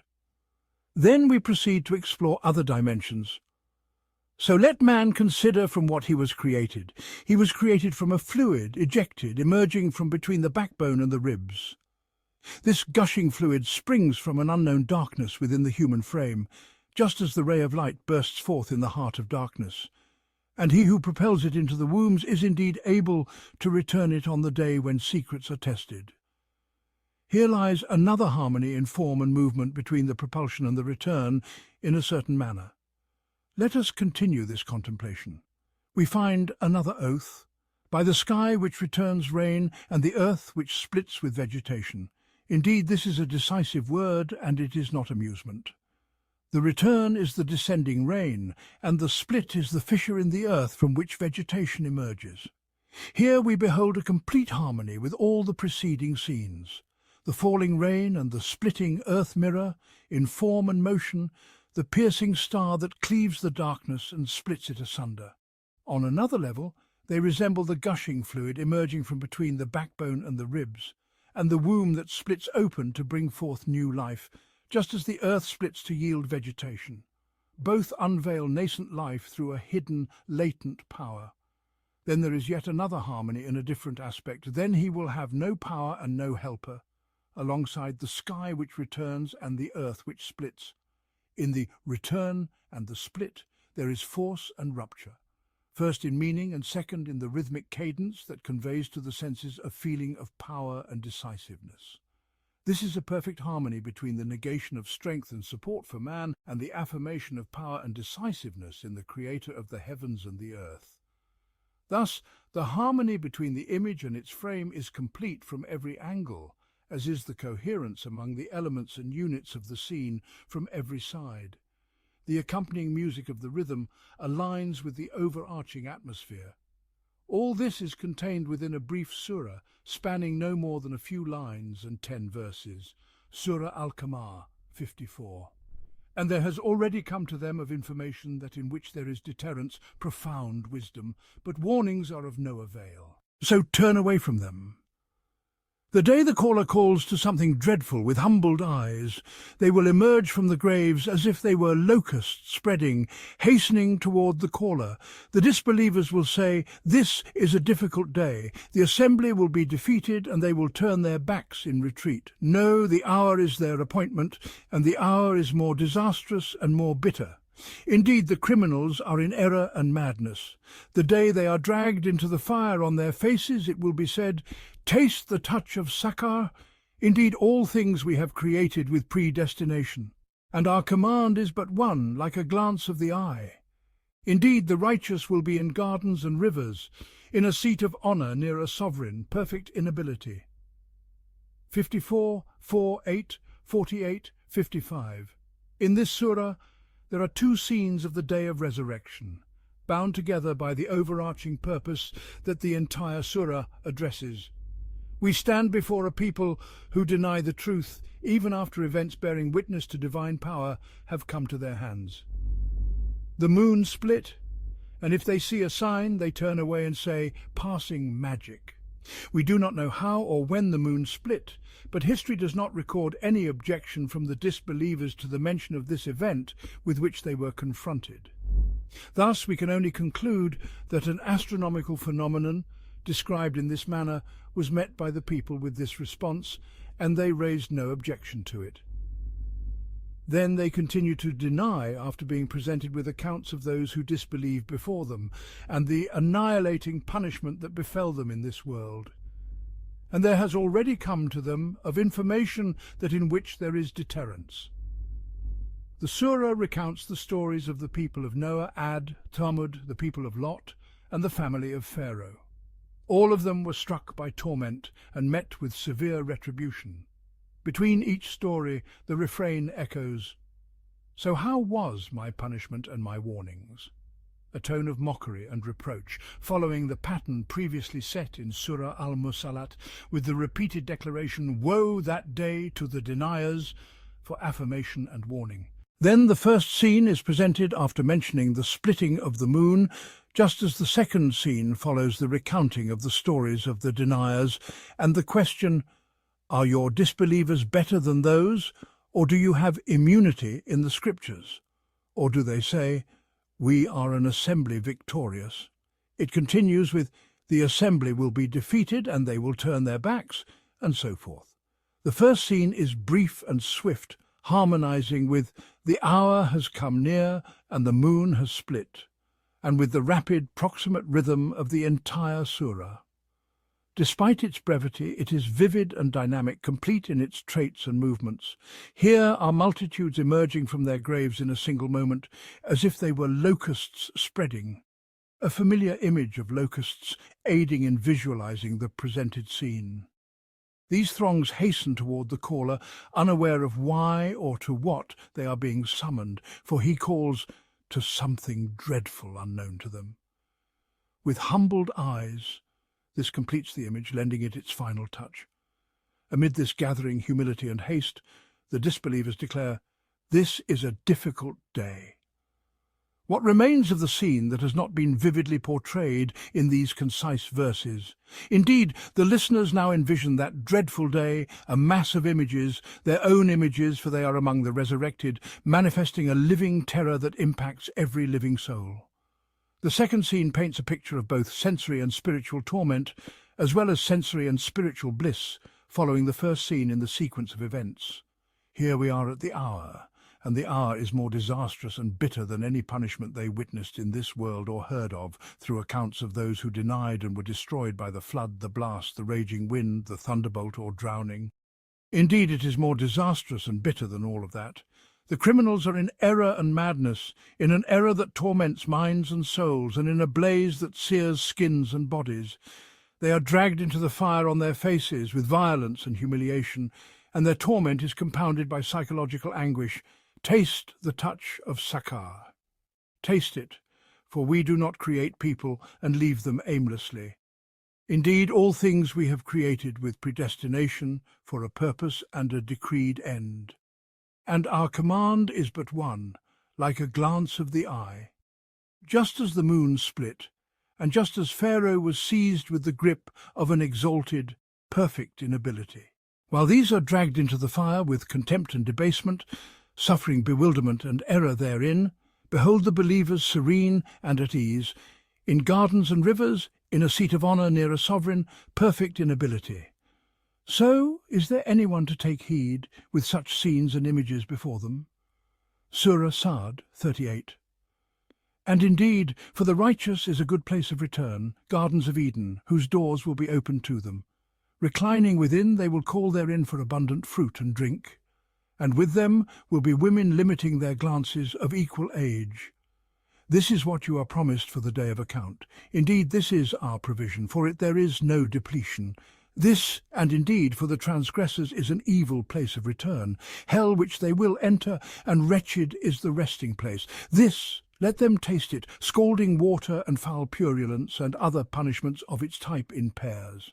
It will be said, this is a company bursting in with you, no welcome for them. Indeed, they will burn in the fire. They will say, no, it is you, no welcome for you. You brought this upon us, so wretched is the settlement. They will say, our Lord, whoever brought this upon us, increase for him double punishment in the fire. And they will say, why do we not see men whom we used to count among the worst? Did we ridicule them unjustly, or have our eyes turned away from them? Indeed, that is truth, the quarrelling of the people of the fire. 38, 49, 64. The scene here begins with two contrasting vistas, utterly opposed in their totality, details, characteristics, and forms. The vista of the righteous, for whom there is a good place of return, and the vista of the transgressors, for whom there is an evil place of return. As for the former, they have gardens with doors flung open, where they recline in comfort, enjoying abundant food and drink. They also delight in the companionship of youthful maidens, all of equal age, who, with glances restrained, seek not the admiration of other men as youthful women might. Their provision is everlasting, never diminishing, ever renewed. As for the latter, they too have a resting place, but it offers no comfort. It is hell, and wretched is the resting place. They are given scalding drink and vile food, the purulence that flows from the inhabitants of hell. They face various torments of similar nature, described as pairs, implying multiplicity. In this term there is a linguistic play with the pairs of the maidens of paradise, purely for the sake of mockery and derision evident in the wording, though the meaning differs. Likewise, we glimpse sarcasm in naming hell a resting place, in contrast to the resting place of the believers in the gardens.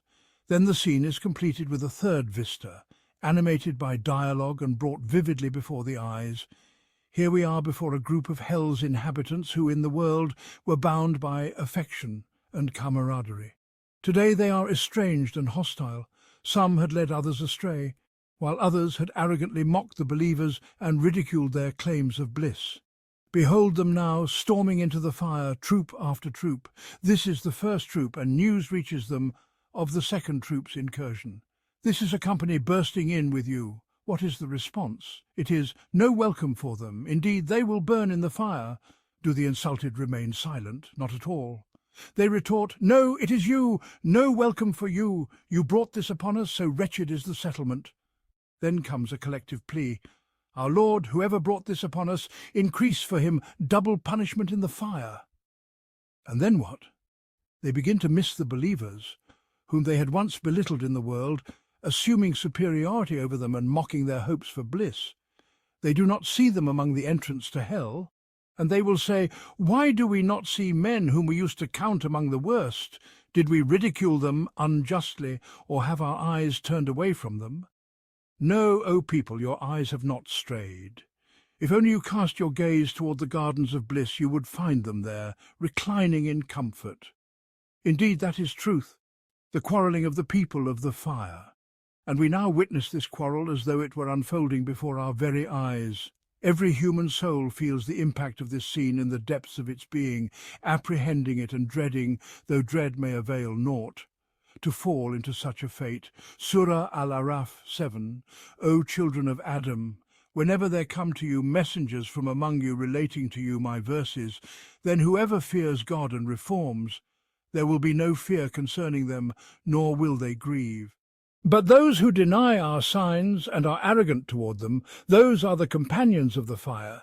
They will abide therein eternally. And who is more unjust than one who invents about God a lie or denies his signs? Those will be given their portion of the decree until when our messengers come to them to take their souls, they will say, "Where are those you used to invoke besides God?" They will say, "They have departed from us," and they will bear witness against themselves that they were disbelievers. God will say, "Enter among nations which had passed on before you of jinn and mankind into the fire. Every time a nation enters, it will curse its sister until, when they have all overtaken one another therein, the last of them will say about the first of them, 'Our Lord, these led us astray, so give them double punishment of the fire.'